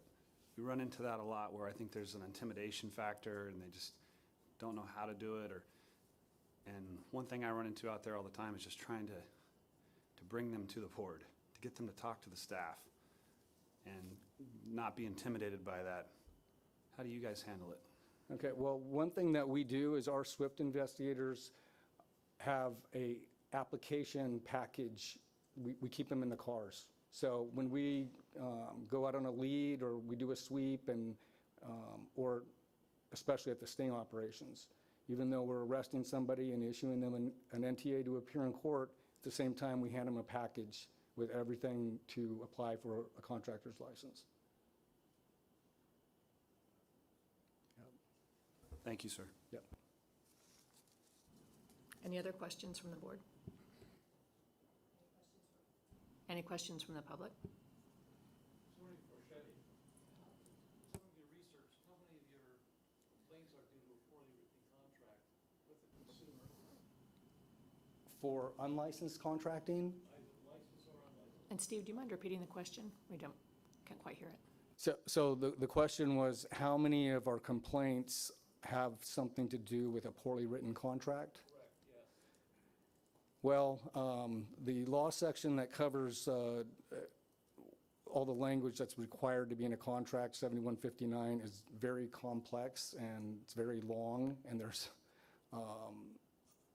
a high percentage of complaints that come in are not in compliance with that law section. Yes. So you would say that a high percentage of the complaints are due to a poorly written contract, is that correct? Well, that's, a lot of times the complaints are written, are submitted because poor work or abandonment or a dispute over a change order or a verbal change order or something like that. But we almost always find that the contract is not in compliance with the law. Yeah.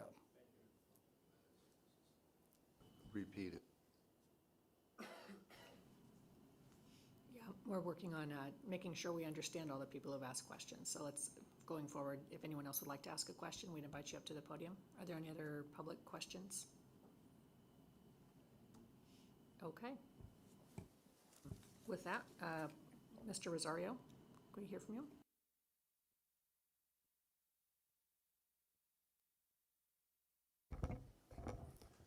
Good morning. Paul Rosario with the Nevada State Contractors Board, Director of Investigations. I appreciate the opportunity to come address both boards this morning. The use of unlicensed contractor places the homeowner at financial risk for worker injury claims, unpermitted work, poor workmanship, and/or abandoned projects.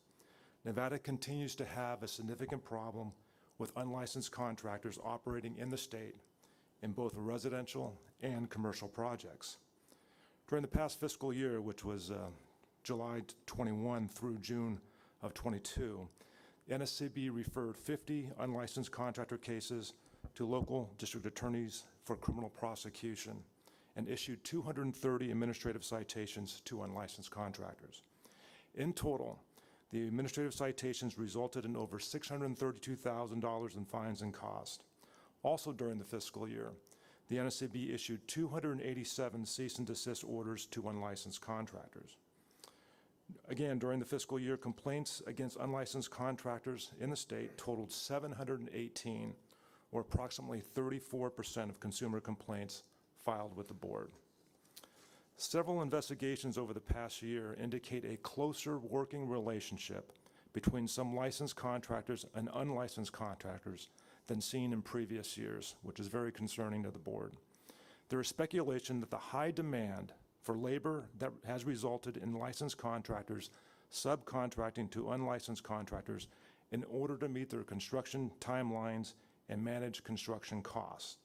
Investigations has also initiated more cases in which licensed contractors allow their licenses for a fee to be utilized by unlicensed contractors for the pulling of permits.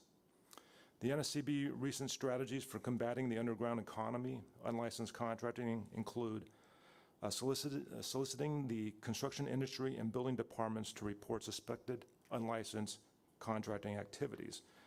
This is a force multiplier, and as the construction industry is the best situated to identify and report any unlicensed contracting. With an estimated over 100,000 construction workers in Nevada, there exists a force multiplier in the number of people in the construction field who can assist the board. State and local inspector jobs, duties, whether it's a building department or from city planning of job sites, allows them the opportunity to identify suspicious unlicensed activities. Though a permit is issued to licensed contractor, there may be instances in which a general contractor or prime contractor subcontracts work to unlicensed contractors. In all complaints regarding unlicensed contracting, we attempt to send investigators to the location that same day that the complaint is submitted to the board. The NSCB participates in meeting with consumer groups, homeowner associations, real estate professionals, and senior groups, among others. The board's message consistently promotes the verification of a contractor's license by checking with the NSCB website. To better protect the customers, we also encourage them to verify the scope of the contractor's license, monetary limit, and any past disciplinary measures against the contractor when verifying a contractor's license status. In the past, sting operations have been successful in promoting the board's mission through partnerships with the media. However, over the past years, complications with planning stings has arose, and both challenges from the pandemic and law enforcement's unavailability to assist NSCB efforts.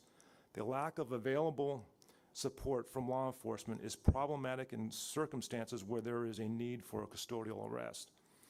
To adapt to these limited law enforcement assistance, the board has utilized a strategy of having unlicensed contractors submit bids to investigators at commercial job sites. Bids are encouraged by the investigators to be sent electronically. The contractor is not confronted about his illegal activity until a few days after the meeting at the board, at which time he is confronted about his unlicensed contracting. This adaptive practice has proven to be very, very successful. And I'll be happy to answer any questions you have regarding any unlicensed contracting activity in Nevada.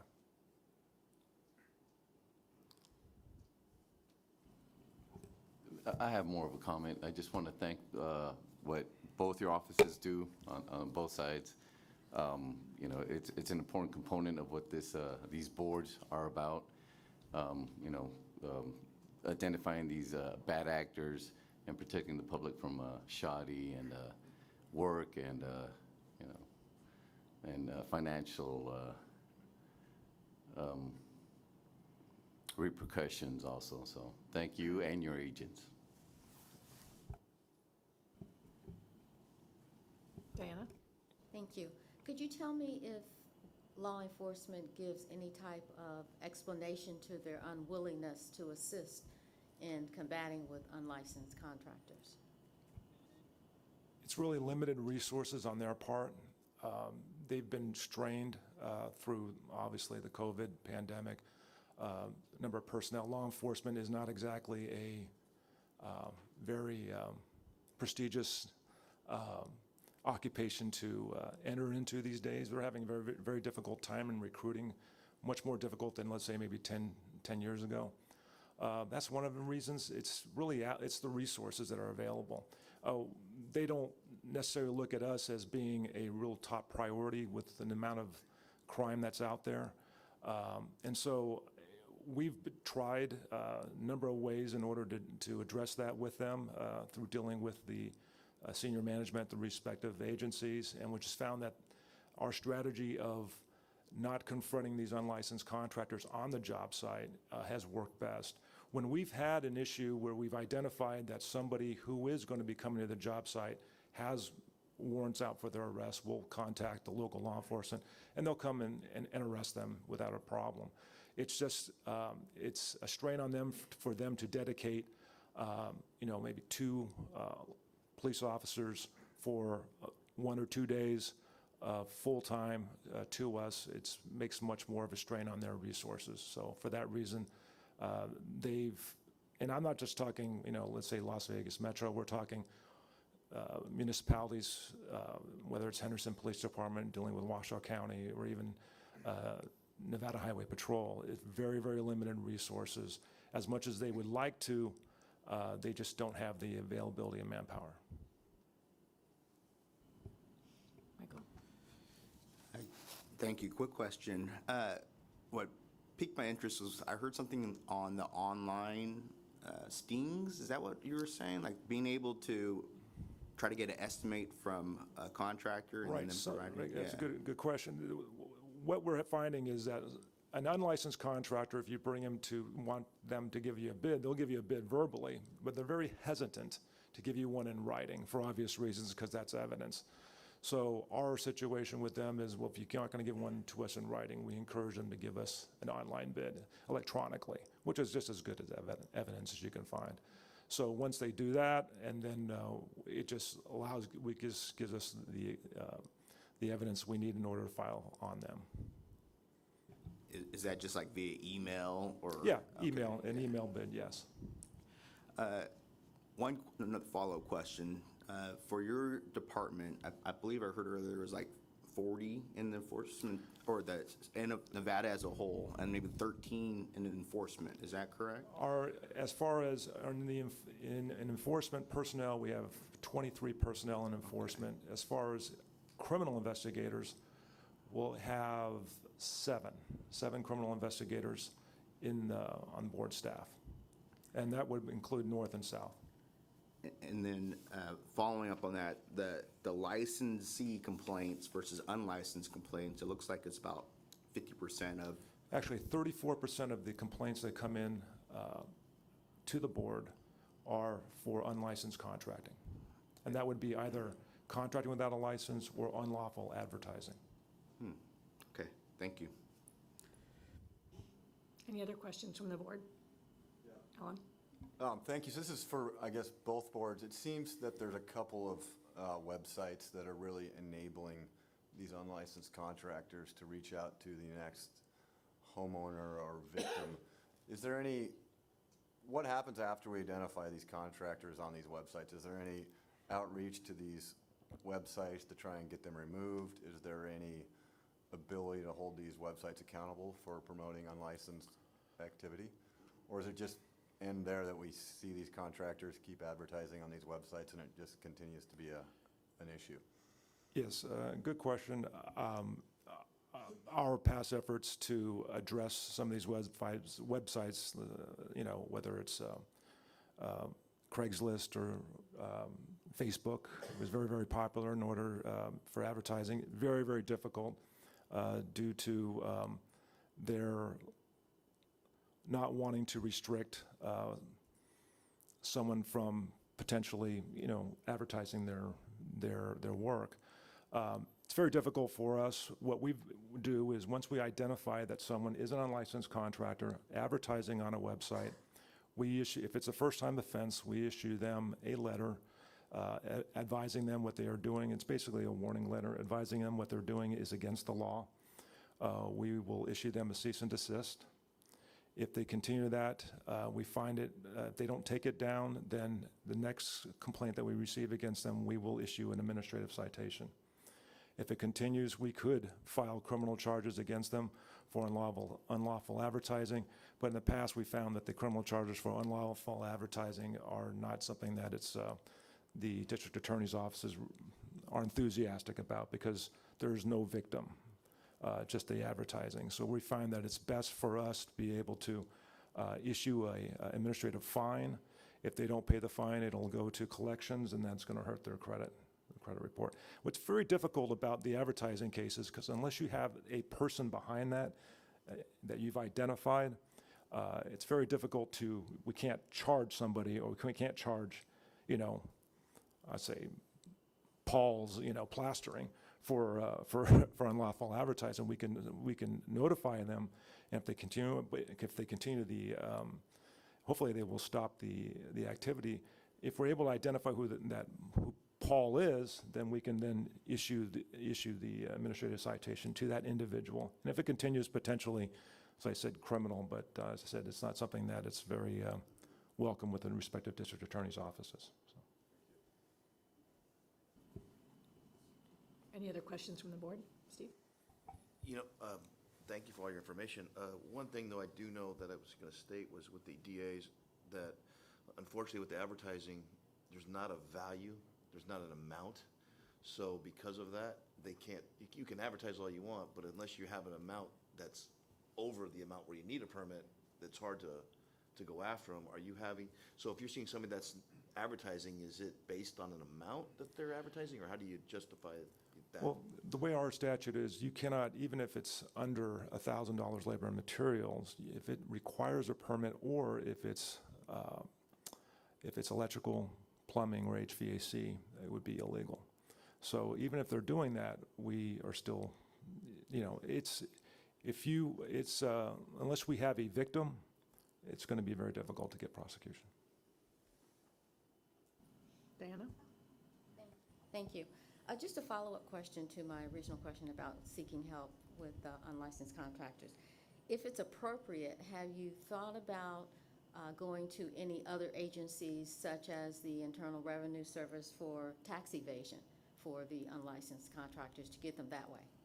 Looked at as essentially something that we could look at. I know through the task force that we are involved in, the employment task force or the black market task force, that it is something that we are encouraging participants from other agencies. And I think that's, looking at the IRS would be something that would be potentially beneficial, especially seeing that they've received another 80,000 employees, so coming up. Maybe we'll get one of them, right? Any other questions from the boards? Any questions or comments from the public? Feel free to go up to the microphone.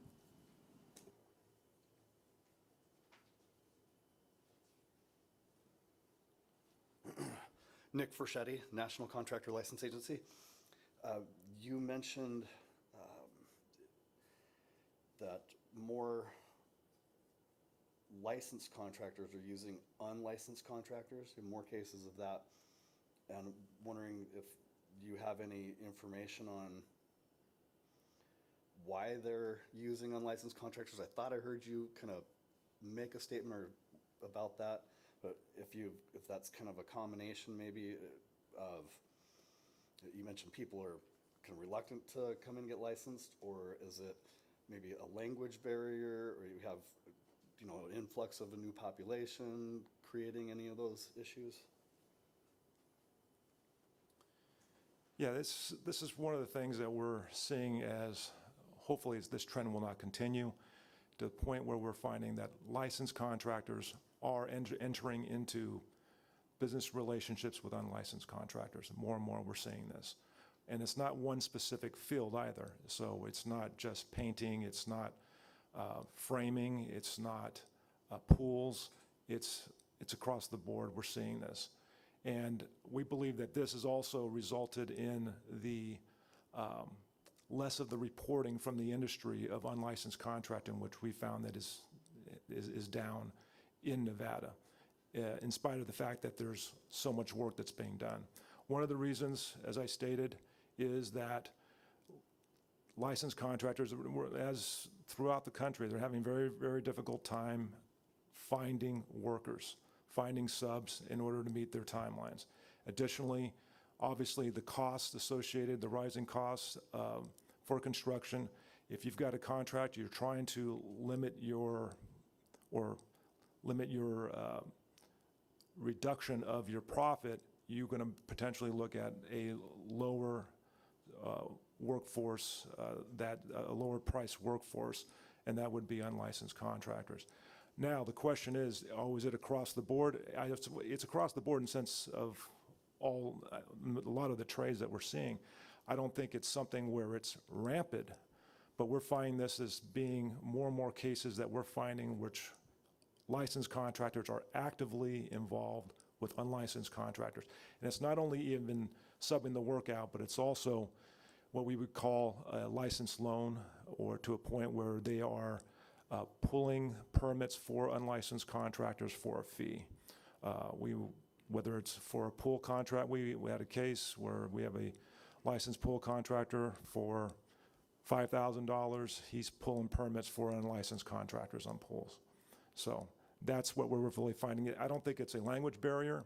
I don't think it's a situation where we've got a population that's come into Nevada that wants to work and just don't know how to get licensed. It's a situation where it's the supply and demand. We've got a high demand for labor, and the one source that they can tap into is unlicensed contractors, and that's what we're finding that they're doing. Any other questions from the public? Do you require that the guys get licensed? Do you require them to apply to get licensed once you've investigated them? One of the board's strongest, I think, efforts is to include everybody under the tent. We want to get people licensed. Unlicensed contractors, we welcome them to get licensed. We will work with them to get licensed. And we expend every effort in order to do that. So as like what California does with having the applications, we provide those to unlicensed contractors. We try to walk them through what the process would be. We get them to talk to the licensing side of the board and encourage that. Again, whether it's something they choose to do later on or want to do, some of them we're finding that they are trying to do that now. But it's one of those things where it's, we can only, bring them to the river, we can't make them drink, And I think some of them think that it could be something that it's very, very high hill to climb, whether it's a cultural issue or a language issue, and we try to do the best we can to get them up that hill. So. Thank you. Just wondering, is this a trend that we're seeing in California also? Licensed contractors using unlicensed subs, or? Every state, yeah, definitely. Steve, you want to, yeah, thank you. I haven't seen it as a trend. It's something that we've come across over the years. When we have a licensed contractor hiring an unlicensed contractor, it's a violation of the law. We charge them, but as a trend, I haven't seen that. Steve, what happens when you find a licensed contractor using an unlicensed contractor? What do you do with the licensed contractor? We take a legal action against them in every case. We take a legal action against the licensee and the unlicensed contractor. Thank you. Yep. Any further questions or comments on this, on agenda item 4CA? All right, we'll move in the lead on this one. Thank you very much.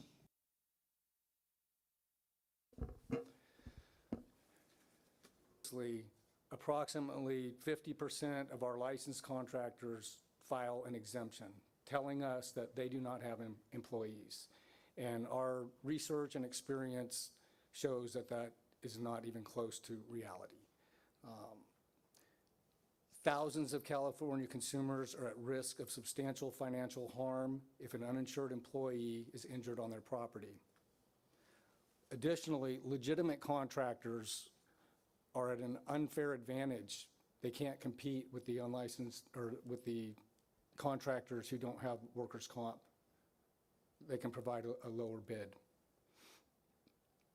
CSLB has worked very hard to address this over the years, and we've unfortunately made very little impact.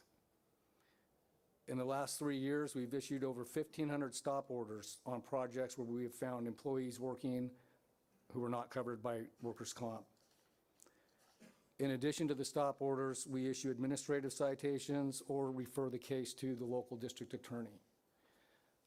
However, getting the district attorneys to file the cases for the workers' comp violation is very challenging.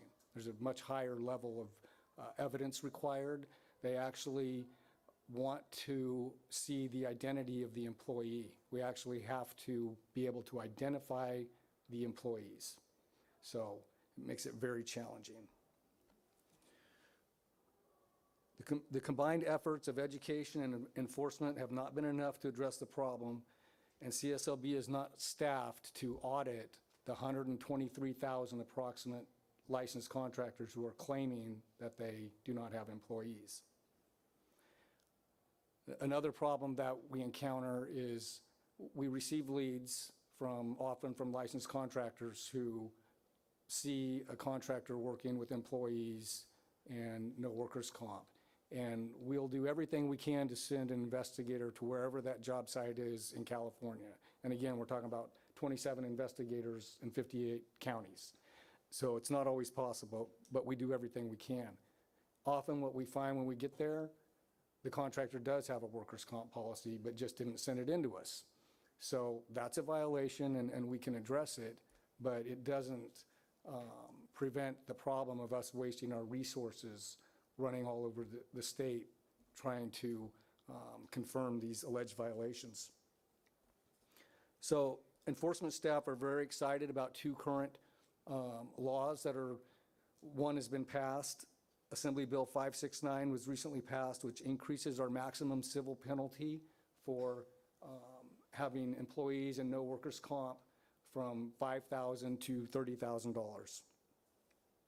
And secondly, as Registrar Foat mentioned previously, SB 216, which is currently making its way through the legislature, if passed, will require initially all C8, C20, concrete contractors, C20 HVAC contractors, and D49 tree service contractors to have workers' comp. And then over the next 3 years, that will increase to include all licensed contractors will be required to have a workers' comp policy. And just to comment on that, we did some undercover sting operations in our SWIFT unit over the past few years where we specifically targeted licensed contractors, licensed D49 tree trimming contractors who were exempt from workers' comp and had advertisements with pictures showing multiple employees, and we called them out to the sting operations, and they showed up with employees. Not surprising at all. So that's why those three trades are among the first three in this new bill. Thank you very much. Are there any questions or comments from either board? For Steve? I have one, sure. So in California, you require that they actually provide you a certificate of insurance, correct?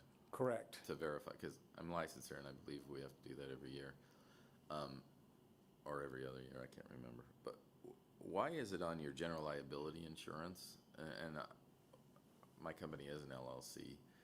Why do you only require verification of general liability for LLCs? It seems to me that's been for any business basically started in the last 20 years, it's actually more likely that there'll be an LLC than a corporation, than a C corporation. I just wonder what the logic is behind that. It must be in law, I guess. Is that why, or why do you do it that way? I'm going to have to refer to Dave Foat. That's out of my area of expertise. If there's a demonstrated need to have the limited liability companies and other classifications have the liability insurance. So there was a proposal, I know Phil Vermeulen's very familiar with this, that would have required it at one time, and the outcome of that was that there has to be a disclosure notice, but not a requirement that a contractor have it. So it really comes down to whether that's a barrier to licensure that's justified for all licensees. It just says only if an LLC, that's why I was wondering. I believe we do provide it every time we relicense, because we are an LLC. That just seems to me to be something that protects the public. If you have, especially we're talking about unlicensed contractors, but if you have a licensed contractor who doesn't carry general liability insurance, to me that's equally problematic as not carrying workers' compensation insurance. It's for the protection of the public and the client that the contractor's working for. Anyway, it was just something I've wondered. Thank you. Additional questions? Oh, Joe? Yes, sorry. Hey, Steve, can I grab you one more time? We have one more board question.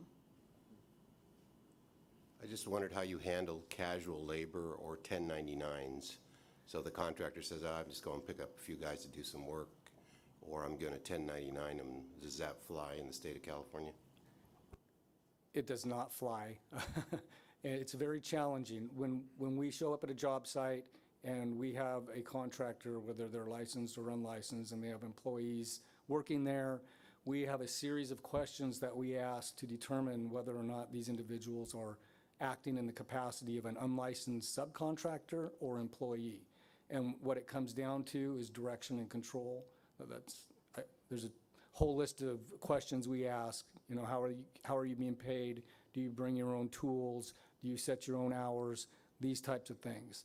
And through those questions, we make a determination if the individual is an employee or an unlicensed subcontractor. Okay, and then just one last follow-up question, because we just went through this. So how do you treat employment agencies or temp agencies if they're putting people out? That's another challenge that we run into, again, with the leads, usually. We'll get a lead that there's a project and somebody, usually a licensed contractor or a compliance agency, has come across it and checked the contractor's license and see that they're exempt from workers' comp, and they file a complaint with us. So we send our investigators out there, and unfortunately, sometimes we do find that they have hired employees from a temp agency, and we contact that agency and we get proof of that, and if that's the case, we don't have a violation. Thank you. Any other questions from the board? Okay, public? Hi, I'm Phil Vermeulen, lobbyist in California for the construction industry for the last 41 years. First off, on regards to the general liability, I carried a bill, or I had a bill introduced in 1999 and 2000 to mandate general liability insurance for all contractors in California. Guess who my biggest opponents were? The insurance companies. In California, with the workers' comp policy, when the state fund is the insurance company of last resort, it's a quasi-public agency, and the vast majority at one time, now it's not that way, all went to state fund to obtain their workers' comp. The insurance companies were worried that if we mandated it, the legitimate contractors worth their weight are going to get general liability insurance. The rest of them they look at as the dregs.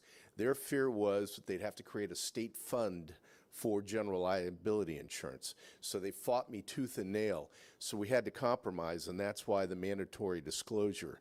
But absolutely. With regard to LLCs, we tried to get through, the industry tried to get through for many years an LLC, because up until 2011, if my memory serves me correct, we couldn't have LLCs for construction in California. So the industry lobbyists got together, we got a bill through the legislature that allowed for LLCs. But in the 11th hour, our labor brethren came back and said, we want a couple of additional requirements in there. One, if you get an LLC as a contractor in California, you have to have a $100,000 worker bond.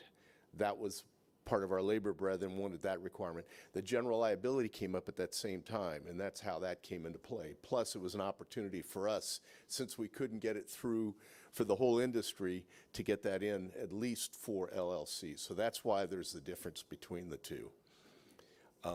One other thing, there was a question about the definition of a worker versus a contractor. AB 5 was passed a couple of years ago in California that mandated, now it's clear, black and white, in terms of if you're a contractor, you've got a license. If you don't, you're an employee, bottom line. So that's the way that works now. Thanks. Thank you, Phil. Any other questions from the public?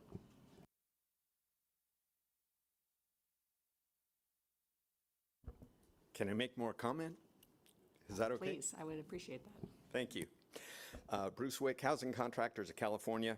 I'd like to talk for a little bit about the underground economy and the production world of construction. You know, there's the remodel industry that's got all kinds of problems, but the production industry, residential and commercial public works, also has underground employers, and these people are fairly sophisticated.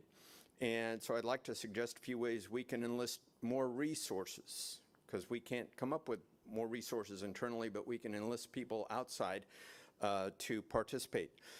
As you may know, in California, through a workers' comp surcharge, employers directly fund the Department of Industrial Relations. This year, that amount is $1.37 billion that the state does not have to pay, we as employers pay. And of that amount, $50.5 million goes to district attorneys to prosecute insurance fraud. And they compete for that money. 46 of our 58 counties compete. So they want to show big dollar cases to get the most money they can. And so I continually go to the Fraud Assessment Commission meetings and say, I appreciate, and yes, it's good you go after provider fraud, the medical providers that do all the goofy things. But I say, I also believe you have a duty to the employers who are paying this entire amount. It comes through the insurance department and the insurance commissioner, but it's totally funded by employers to do applicant fraud, employee fraud, to protect the individual employer, especially in construction, to protect our ex-mod from a fraudulent employee case. But also you have a duty, moral and otherwise, to protect your community from a bad actor contractor. In California, it's kind of weird. If you don't have workers' compensation as an employer, it's a misdemeanor. But if you have insurance, workers' comp insurance, and commit premium fraud, it's a felony. Weird. So DAs can prosecute it. It's a big part of the underground employer combat, mission, because a lot of people will balk at committing a felony, or they will shut down or do something different. So it would be great. In my opinion, I believe CSLB has a great reputation outside this industry. And I believe if CSLB joined in that, going to the Fraud Assessment Commission meetings and saying that same thing, you have a duty, district attorneys, to take the money you're given, and even though it may not be a big dollar case like the provider fraud, you need to clean up your local community from the bad actor contractors. The individual remodel contractors, they're not excited about going, but the production work, yeah, they should go after those people. I think that's really important as well. I think we could go to the Department of Insurance and enlist loss control people. In my opinion, there's at least 600 of those people wandering around California investigating businesses. There's probably about 1 million insured employers across California who are audited every year. And especially as our bills kick in and every contractor's going to have insurance, to avoid them doing the misclassification, all that, we want auditors to come out and be looking for this stuff, misclassification, dual wage and all that stuff. I had a meeting with a lead auditor for a major insurance company who said, my job, if I go out to an employer, is to classify the payroll properly. I said, I'm sorry, I respectfully disagree with you. I believe your job is to find all the payroll first and then classify it properly. So there's this disconnect. And a lot of times loss control people who are going to go through a company's operations, and if they have questions, they'll send a note to underwriting and it'll die somewhere. If they knew, they could contact CSLB, LATF, or somebody like that and say, there's some really strange things going on with this company, and I don't want to get in trouble for reporting one of my insureds, but man, there's something here. Whenever my members, we try to identify a bad actor competitor, almost always they're insured either with state fund or an insurer that has less than 0.5% of market share in California, meaning they're employing outside contract auditors. And we need to get the word out to all auditing departments and those independent auditors. You're part of this battle for us of identifying potential bad actors so that we can deal with that. So that's enlisting a lot more resources that we don't have to come up with more money for, who really could help us in this combat, because it is a never-ending battle. And I appreciate everything Dave and CSLB and Steve and everybody's doing to help our environment for construction. Thank you. Thank you for those comments. Any other questions or comments from the public? Okay, then we'll turn to agenda item C3C, permit avoidance. My apologies, Paul. Thank you very much. Actually, I thought you were giving me a pass there, so thank you. Can't wait to hear But I'll from take you. it back Thank you. down. In Nevada, approximately 6,400 contractors have filed the certificate of exemption, claiming that they do not have employees or act as a subcontractor for a principal contractor. This number represents 37% of all licensed contractors in Nevada. Per the NRS, if a contractor fails to maintain in full force the required industrial insurance, and the board is advised by the Department of Industrial Relations that the licensee has failed to comply with the laws related to industrial insurance, the board will advise the contractor that they have 30 days to provide proof of compliance. Excuse me. If the contractor fails to provide the required proof, the board will summarily suspend the license of the contractor until notice of compliance is received. During the suspension, the contractor cannot bid, contract, or perform any work. If DIR issues a second violation against a contractor, the board will conduct a hearing, and if it is determined that the second offense has been committed within a 5-year period, the board shall revoke the license. Per NRS 3011-1B4, the board can take disciplinary action against the licensee if there is a willful and deliberate disregard of the laws of Nevada regarding industrial insurance. NRS 624-256-3 also provides authority to suspend, revoke, refuse to renew, or otherwise discipline a licensee who fails to maintain the required industrial insurance. The board does not have statutory authority to issue stop work orders when contractors are found on job sites with no workers' compensation insurance. Any licensee who is appearing at a disciplinary hearing must show proof prior to the hearing that they have an active workers' compensation policy. Unlike California, DIR has obviously the statutory authority regarding industrial insurance. Our authority only extends to what NRS 624 allows us to do, and that's what I stated there, identified. However, we have a very good working relationship with DIR, and their authority allows them to enforce the laws regarding workman's compensation. Our authority only extends to the licensee and what we can do to the license. I'll be happy to answer any questions that you have. Thank you, Paul. Any questions from the boards? Going back to the certificates of insurance, it just is interesting to me that some states require those as proof, and in Nevada, I think it's just a checkbox on the license renewal application that your insurance is current. It's actually an exemption that's filed with DIR. No, I'm wondering for proof of workers' compensation, like when the license is renewed, how do we verify that they actually carry workers' compensation? Oh, that's Nancy. Okay. I'll defer to Ms. Mathias, our licensing administrator, for that. Thank you for that question. We do require that the applicant at time of renewal provide their policy number, the name of their insurance company, as well as the expiration date of the policy. We do not ask for a copy of the policy. We will verify those on occasion, and if we have a complaint against a licensee or we're moving toward disciplinary action, then we'll ask for the proof. Thank you. Any other comments or questions from board members? Any comments or questions from the public? Steve- Okay, thank you, Paul. Steve Pinelli has to leave in about 15 minutes. Yep, he's up next, so yep, great. Okay, permit avoidance. Steve, would you be Good morning, gracious enough everyone. to add us? Thank you. Put these on so I can see. My name is Steve Pinelli. I'm one of the board's public members and serve as the building official on the board. So everything you're talking about today, I deal with on a daily basis.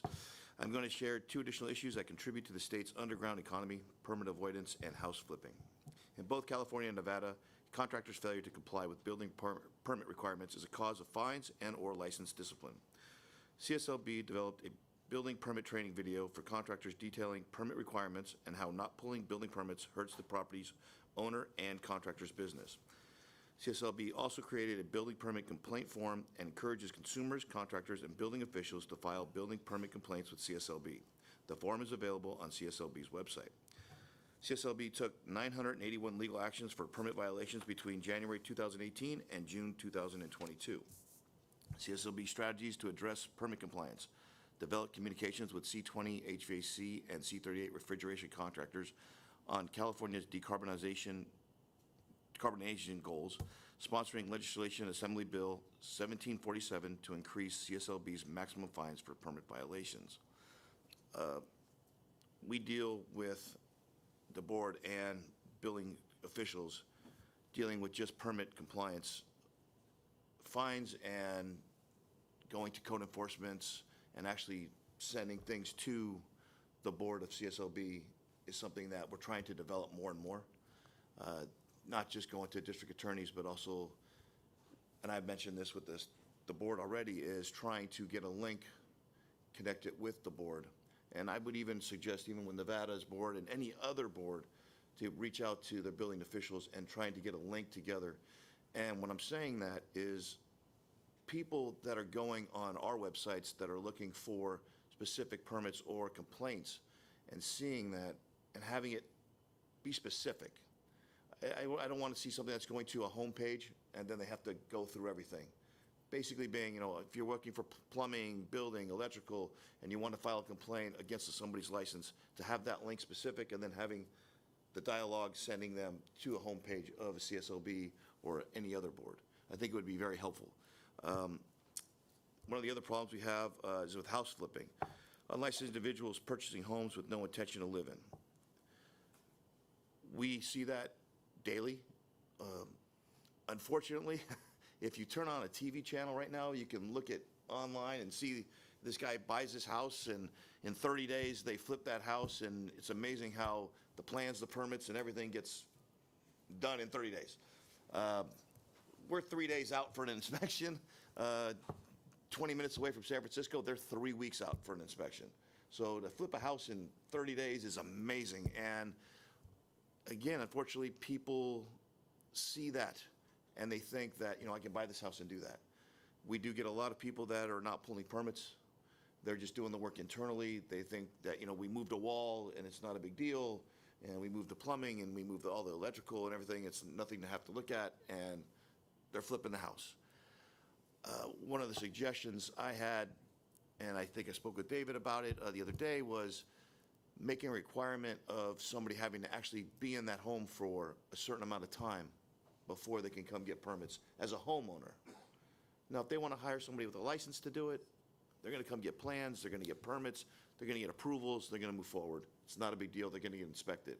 But as a homeowner, we get a lot of people that come in as a homeowner thinking that it's going to be done in snap, and then they start doing the work, and either they haphazardly get everything just barely to pass and haven't even lived in the home for 2 weeks. Or we have people that are buying multiple properties, and in San Francisco, at least, we're saying if you want a homeowner's permit, the intent is to live in the home. You're doing it for yourself. We're finding that they're buying 3 or 4 properties as the homeowner or through an LLC and saying, hey, can we get a permit? We want to, remodel. We're the homeowner. Well, they don't want to pay taxes. They don't want to, have a license. They don't want to have to do any of that. And they're doing it for profit. And they're not planning to live in the place. So it makes it very, very hard. They're fraudulently owning it. They're doing it that way. CSLB has been informed by multiple jurisdictions that for any number of reasons, local building departments are not able to verify property ownership at the time of owner-builder permit issuance. We have the assessor's office, and unfortunately, again, I was speaking with David, that the assessor's office gets the title and the deed of the sale, and they're behind. They could be 3 months to 6 months behind. So when we're looking in the websites and to see and verify, Steve Pinelli, he owns this home. Yes, he does. Oh, why does it say Janet Jackson owns the home? No idea. I have to bring all my information. We make a requirement to show it. We get a lot of people that come in for homeowners permits as a LLC. We do not issue homeowners permits for those. We will, in instances, do it if I'm in the LLC, Janet's in the LLC, and Noah's in the LLC, bring them all down to the office, have everybody sign that they're willing to allow Steve to do the work at this house, and they show documentation that they're all there, they're all show proof, then they can move forward and do something like that. 99% of the times, they won't do that. It's very seldom that I have it where somebody will come in with an LLC and showing that they're the only person on the LLC. We have problems before where somebody's given a permit to somebody, either a building permit or electrical or plumbing, and it was an LLC, and we found out that this person was a brother, and the sister and brother can't stand the other brother, and he went in and demolished the house and ransacked it and tried to do the remodel and had no idea what he was doing.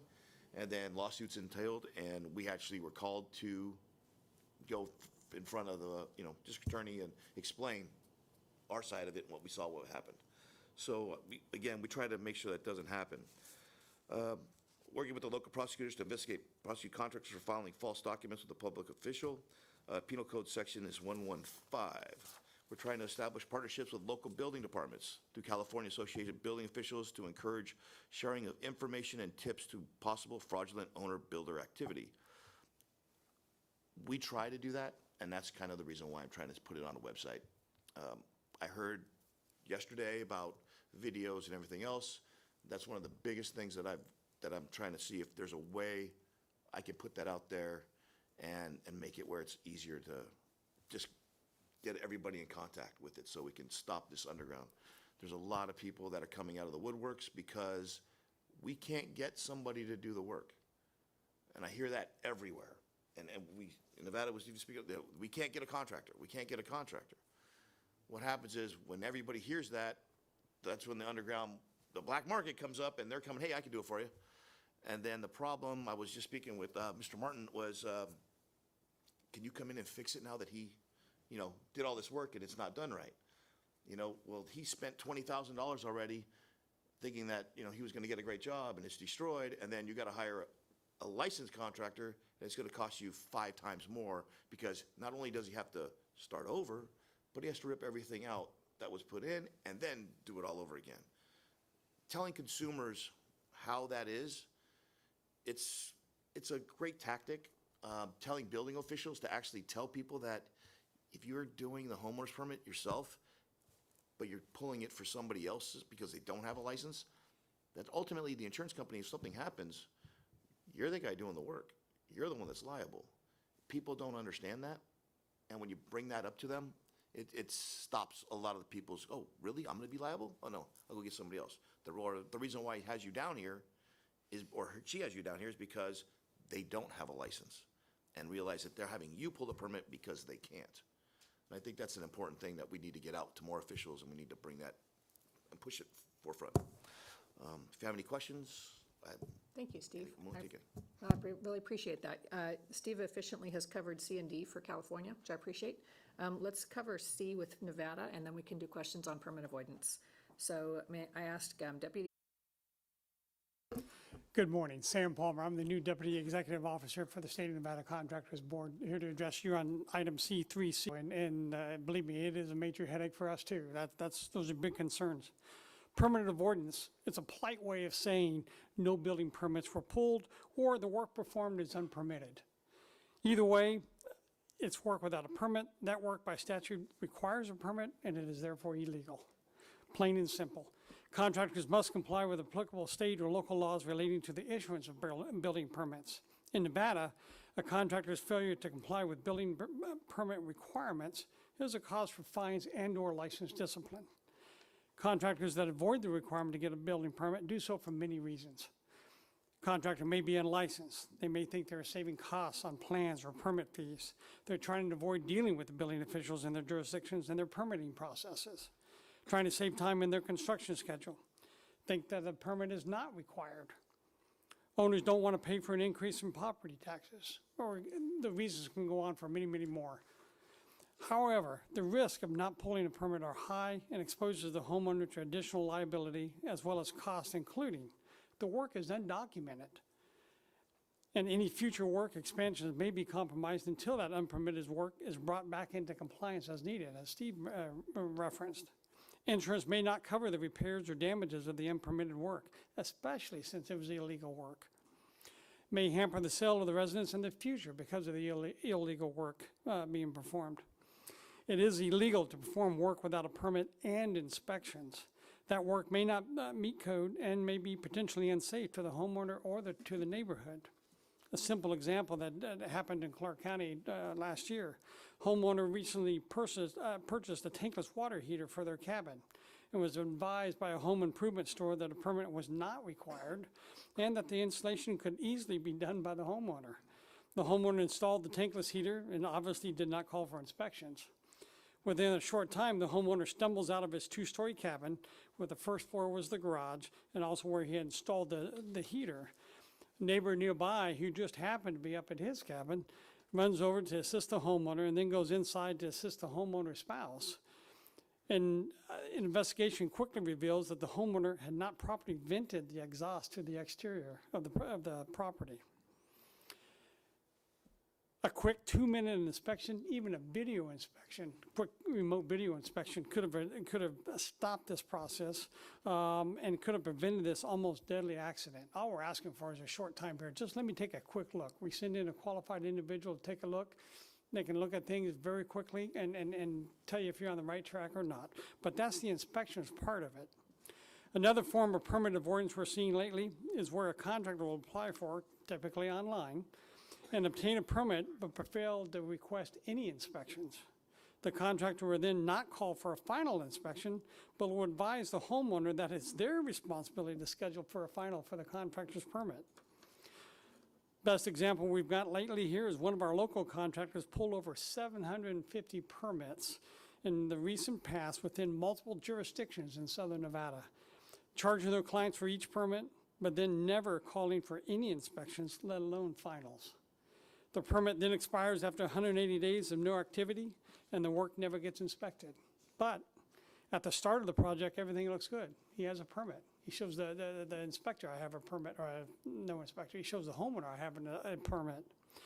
If the customer calls the contractor to check status on the final, the contractor reminds them that it was their responsibility to call for the final, even though the contractor is the legal owner of that permit, and it's their full responsibility to call for inspections and for finals. Yes, it's important to pull the permit, but it's almost just as important to final the permit, get those final inspections. Nevada recently issued a statewide industry bulletin back in May 12th of 2022, reminding contractors that pulling permits is required by law and warning that failure to do so is a dangerous liability for all involved. Fiscal year 21-22, NSCB issued 50 administrative citations relating to licensed contractors' failure to comply with building permit requirements.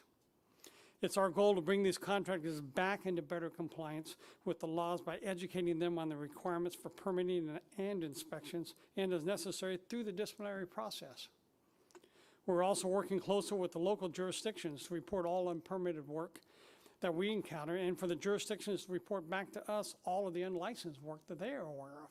It's a two-way street. We have to have better open communications with all agencies involved. I'm willing to take any questions. Otherwise, thank you. Any questions from the board on permit avoidance for either California or Nevada? Okay, thank you, Sam. So we'll now turn to item D, house flipping. And Steve, we appreciate you having covered that for California. Joe Hernandez to join us and share Nevada's perspective on house flipping. Great, thank you. Yes, Nevada continues to experience problems with property owners improving properties they own without complying with building permit regulations, contractor license laws, workers' compensation laws, and real estate laws. House flippers, which may be individuals or corporations, may purchase homes, improve them without obtaining any permit, perform home remodeling work, and either flip the house or lease the house with the intent to later sell it. Some of the improvements may include the removing of load-bearing walls, repairing roofs, plumbing, electrical, all without the proper permit or inspections. This has been problematic for home buyers who are unassuming in regards to the amount of work performed without a permit or inspection and the potential problems that may occur in the upcoming months and years of home ownership. The unsuspecting purchaser may not realize the unintended consequences that may arise, such as loss from unpermitted work, the expense of future expansions or renovations that may become more expensive when the work that is not safe or doesn't meet code is discovered and has to be upgraded before any new work can begin. It's estimated that house flippers are currently purchasing approximately 38% of all the homes in Las Vegas metropolitan market, which equates to approximately 45 homes a day. With the remodeling costs associated with these homes, it's estimated that about $181 million a month in unlicensed contracting is being performed, which equates to over $2 billion annually in the Las Vegas Valley alone. Nevada has an owner-builder exemption that a homeowner can apply for in order to obtain permits for construction. Generally, the owner-builder license exemption is designed to allow a person to make improvements to their own real property that they reside in without being subject to license classification laws if the work is self-performed. The owner-builder exemption requires any individual who applies for and obtains an owner-builder permit to execute a declaration that they intend to comply with the license laws, hire only licensed contractors, reside in the property for not less than 1 year, and not sell the property within a specific period of time. This also allows the homeowner to work as a general contractor by hiring and scheduling of licensed subcontractors. And as Steve kind of mentioned earlier, we see a lot of the LLCs coming in that are getting exemptions, and they're homeowners trying to say that they're going to be living in the place when actually they're just flipping them. A couple of problems we're finding with the owner building exemption is individuals purchasing the homes with no intention to live in them and performing the work, often substandard, with unlicensed contractors, and sell the home to an unsuspecting consumer for a quick profit. Licensed contractors obtaining owner-builder permits through the homeowners to perform constructions on homes to avoid regulatory oversight. Both cases are an attempt to misuse the owner building exemption and not comply with the contractor license requirements. Developers and flippers fraudulently use owner builder permits to avoid state oversight of license and safety requirements, insurance, and accountability for the quality of work performed. A contractor without workers' compensation insurance may prefer to work under an owner builder permit in order to transfer liability to the homeowner of a worker's injury on the project. So here are Nevada State Contractors Board strategies for addressing some of the house flipping problems. Meeting with building departments to discuss the scope of the issue and facilitate better reporting of suspected activity. Develop strategies and messaging to inform the public of potential issues with purchasing flipped houses. Building and maintaining partnerships with realtors, developers, property managers, and homeowners associations to raise awareness about the issue and the potential financial and safety liabilities.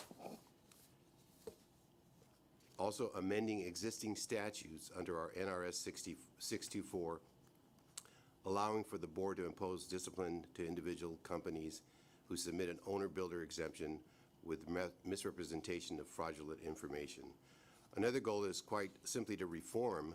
We know there are shortages of both labor and physical properties, but that is still no excuse to allow the unlawful commission of illegal practices.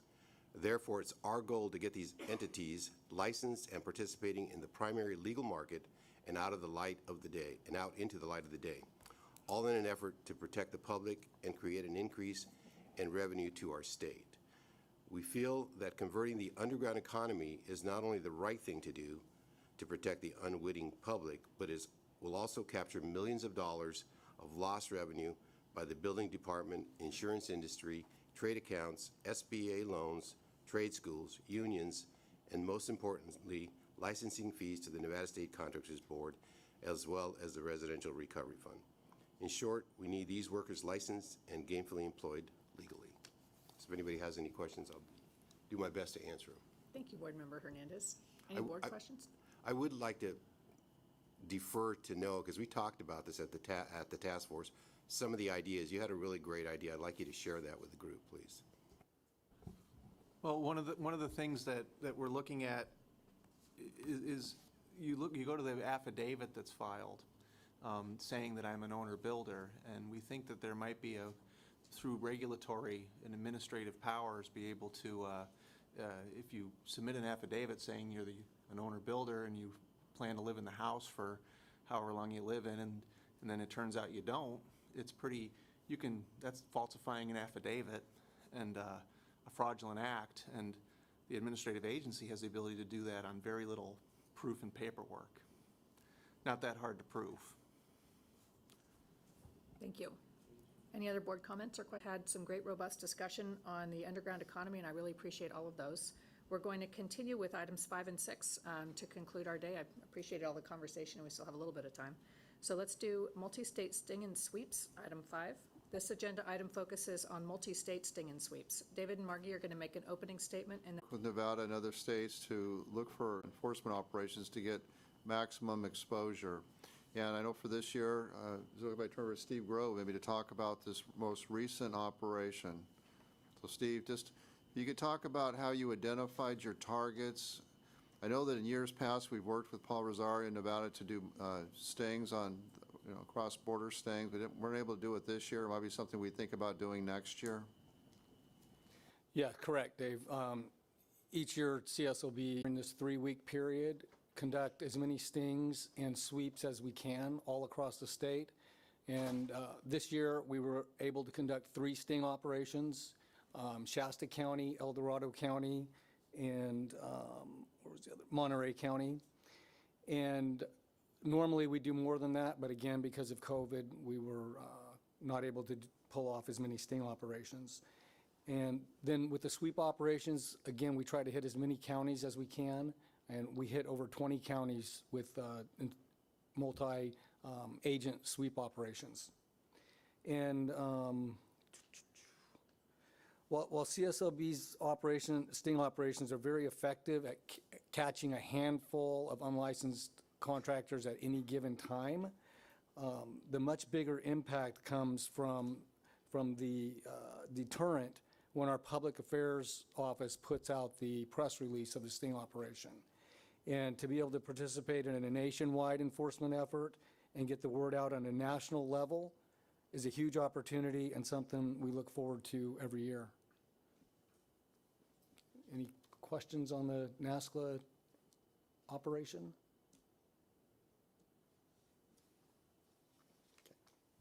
thank you. Margie? Well, thank you. Nevada was pleased to participate in the annual NASCLA enforcement operation to combat unlicensed contracting.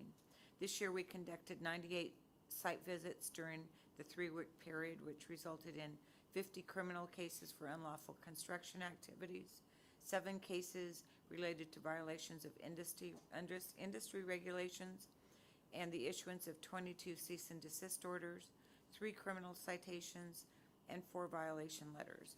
And I'd like to turn it over to Mr. Rosario to share the board's involvement in this event or highlight some of our current unlicensed contracting activity events. As Margie and Ms. Green had mentioned, we participated, we were one of 12 states to participate in the NASCLA event this year, and it was highly effective. As Steve mentioned, it's just getting the word out to the industry, to the public, that unlicensed contracting is not a good thing, that it is against the law, and the law that needs to be enforced. One of the I think the benefits of an operation like this is the fact of its national footprint. Though one state can do it, it's much better when you have states across the nation that are able to do that. And for us to be able to participate in that and be, a player in that, I think is a true benefit. As Margie mentioned, the statistics, I think one of the most important things about an operation like this is the fact that our staff understands the importance of working in that our picture, that our issue is not something that is just a state issue or just a local issue. It's something that it touches all across the nation. Other than that, it's the efforts that we try to do on the enforcement side is to obviously protect the public. We do all that we can day in and day out, regardless of whether or not it is a NASCLA sting operation. And it takes, when the important thing of it is the communication with the public. What we've been very effective, what we've been able to do effectively is for those that have been harmed by unlicensed contractors financially, that we have been pretty effective in applying force on them to repay the homeowners in cases in which it is so egregious that one of the things that we can do is put over their head that we will file criminal charges against them. And if you look at the amount of money that's associated with some of these, they would be felony charges. We've been very successful in order to receive or retrieve or have the homeowners be paid back hundreds of thousands of dollars over this past year, which is a true testament to our investigators and the work they're doing. And try to get these contractors licensed. It's very difficult when you have homeowners that knowingly hire unlicensed contractors. And though that may be very difficult for us to prove, sometimes that is the fact. But regardless of that, if they are harmed by an unlicensed contractor to a point where it's so egregious and we feel that we can obtain some relief for them from the unlicensed contractor, we will do every effort we can in order to do that. So I'll have to say, if you have any questions, I'll be happy to answer them. Any questions or comments from the boards?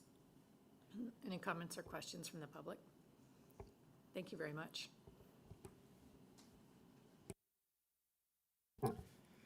Next item is item C6. It's a discussion concerning outreach successes and opportunities. Michael Phillips, the Nevada State Contractors Board Public Information Officer, will report for Nevada on outreach successes and opportunities, followed by CSLB Public Affairs Committee Chair Alan Guy and CSLB Public Information Officer Samantha DeMello.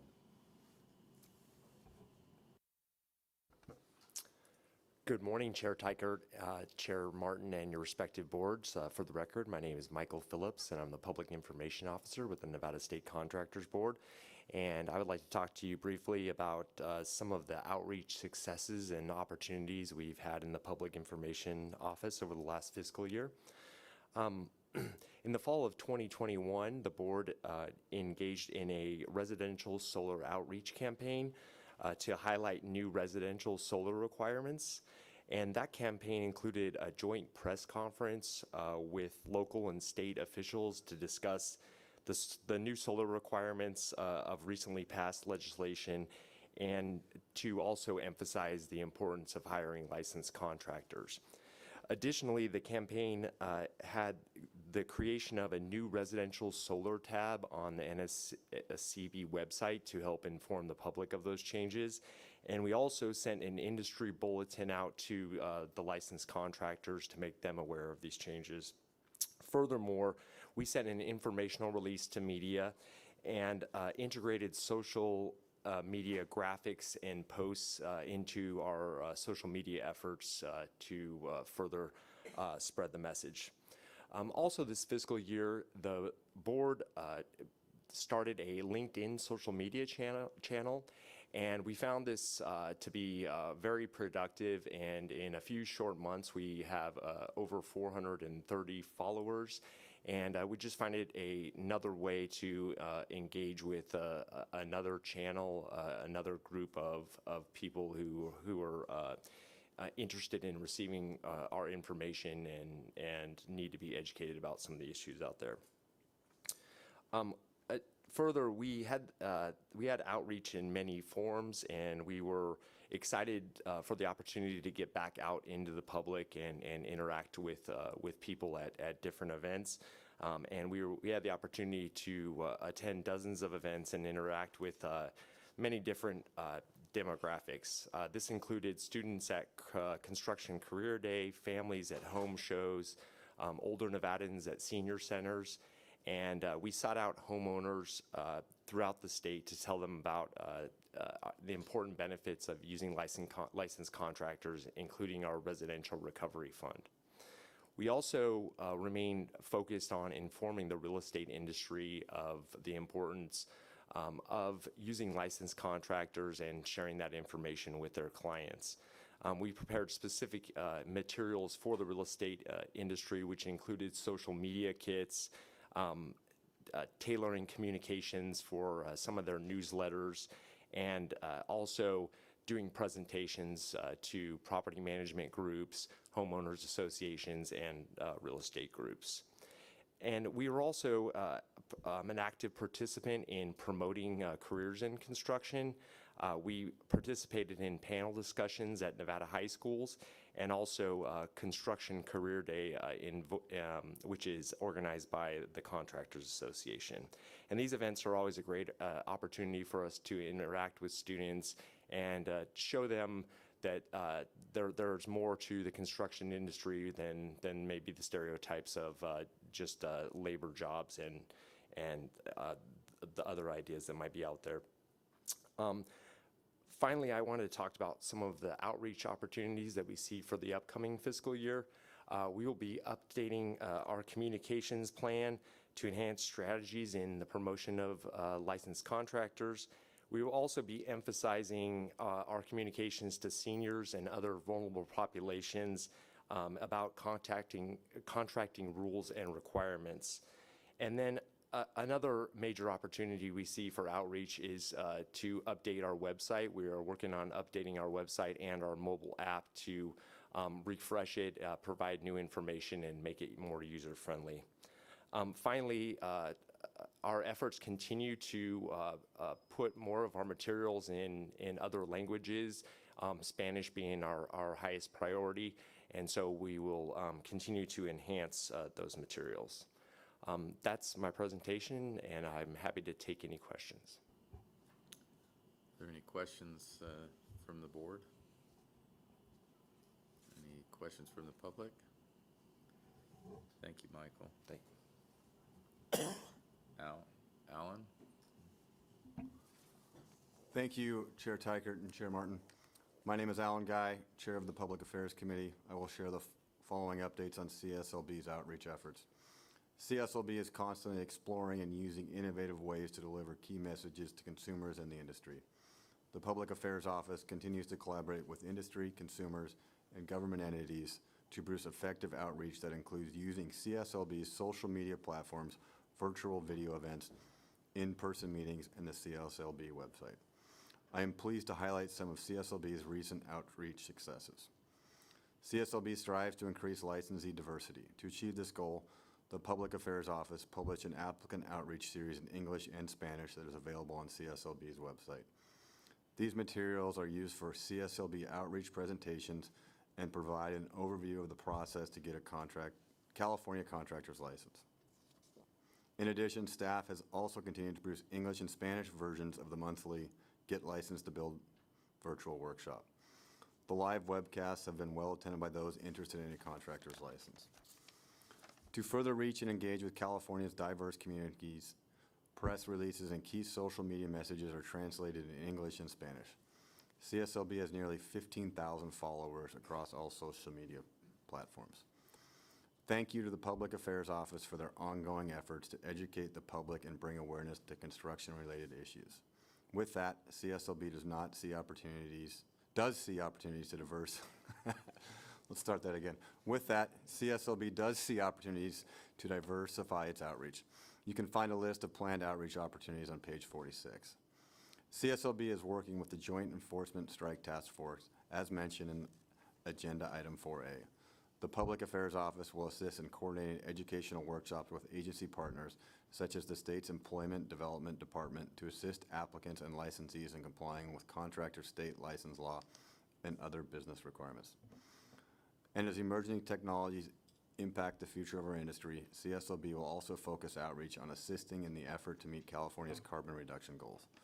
On June 28, 2022, CSLB staff met with representatives of industries who engage in distribution, sale, and installation of fossil fuel appliances to discuss the impact of statewide decarbonization goals and recent energy policies on the industry.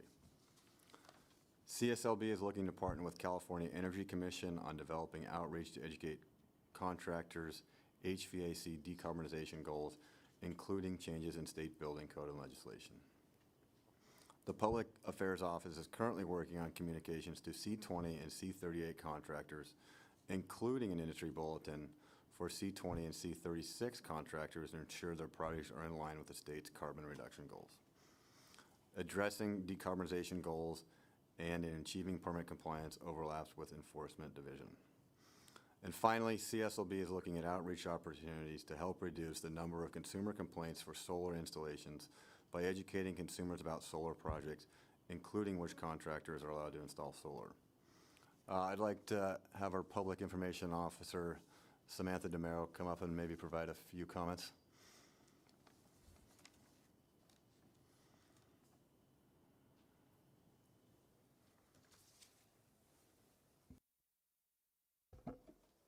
Thank you, Mr. Guy.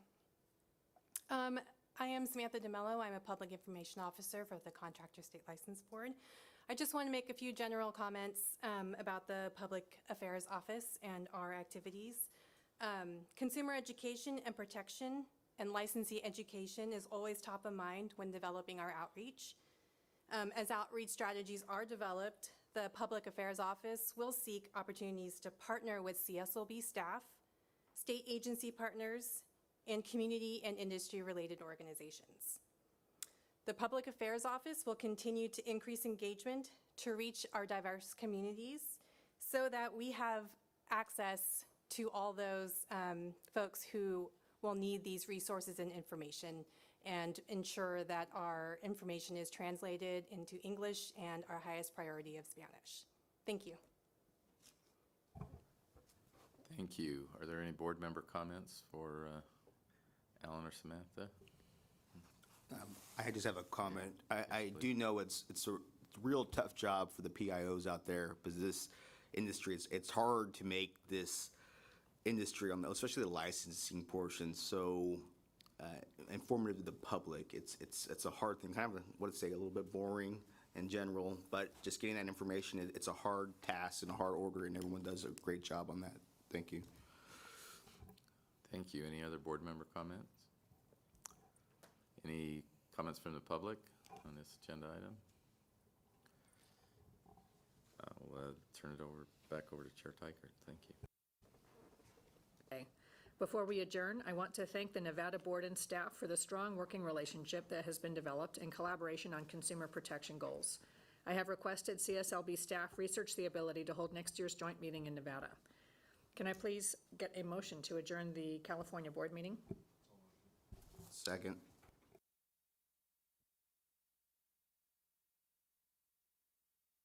The meeting is adjourned. Thank you.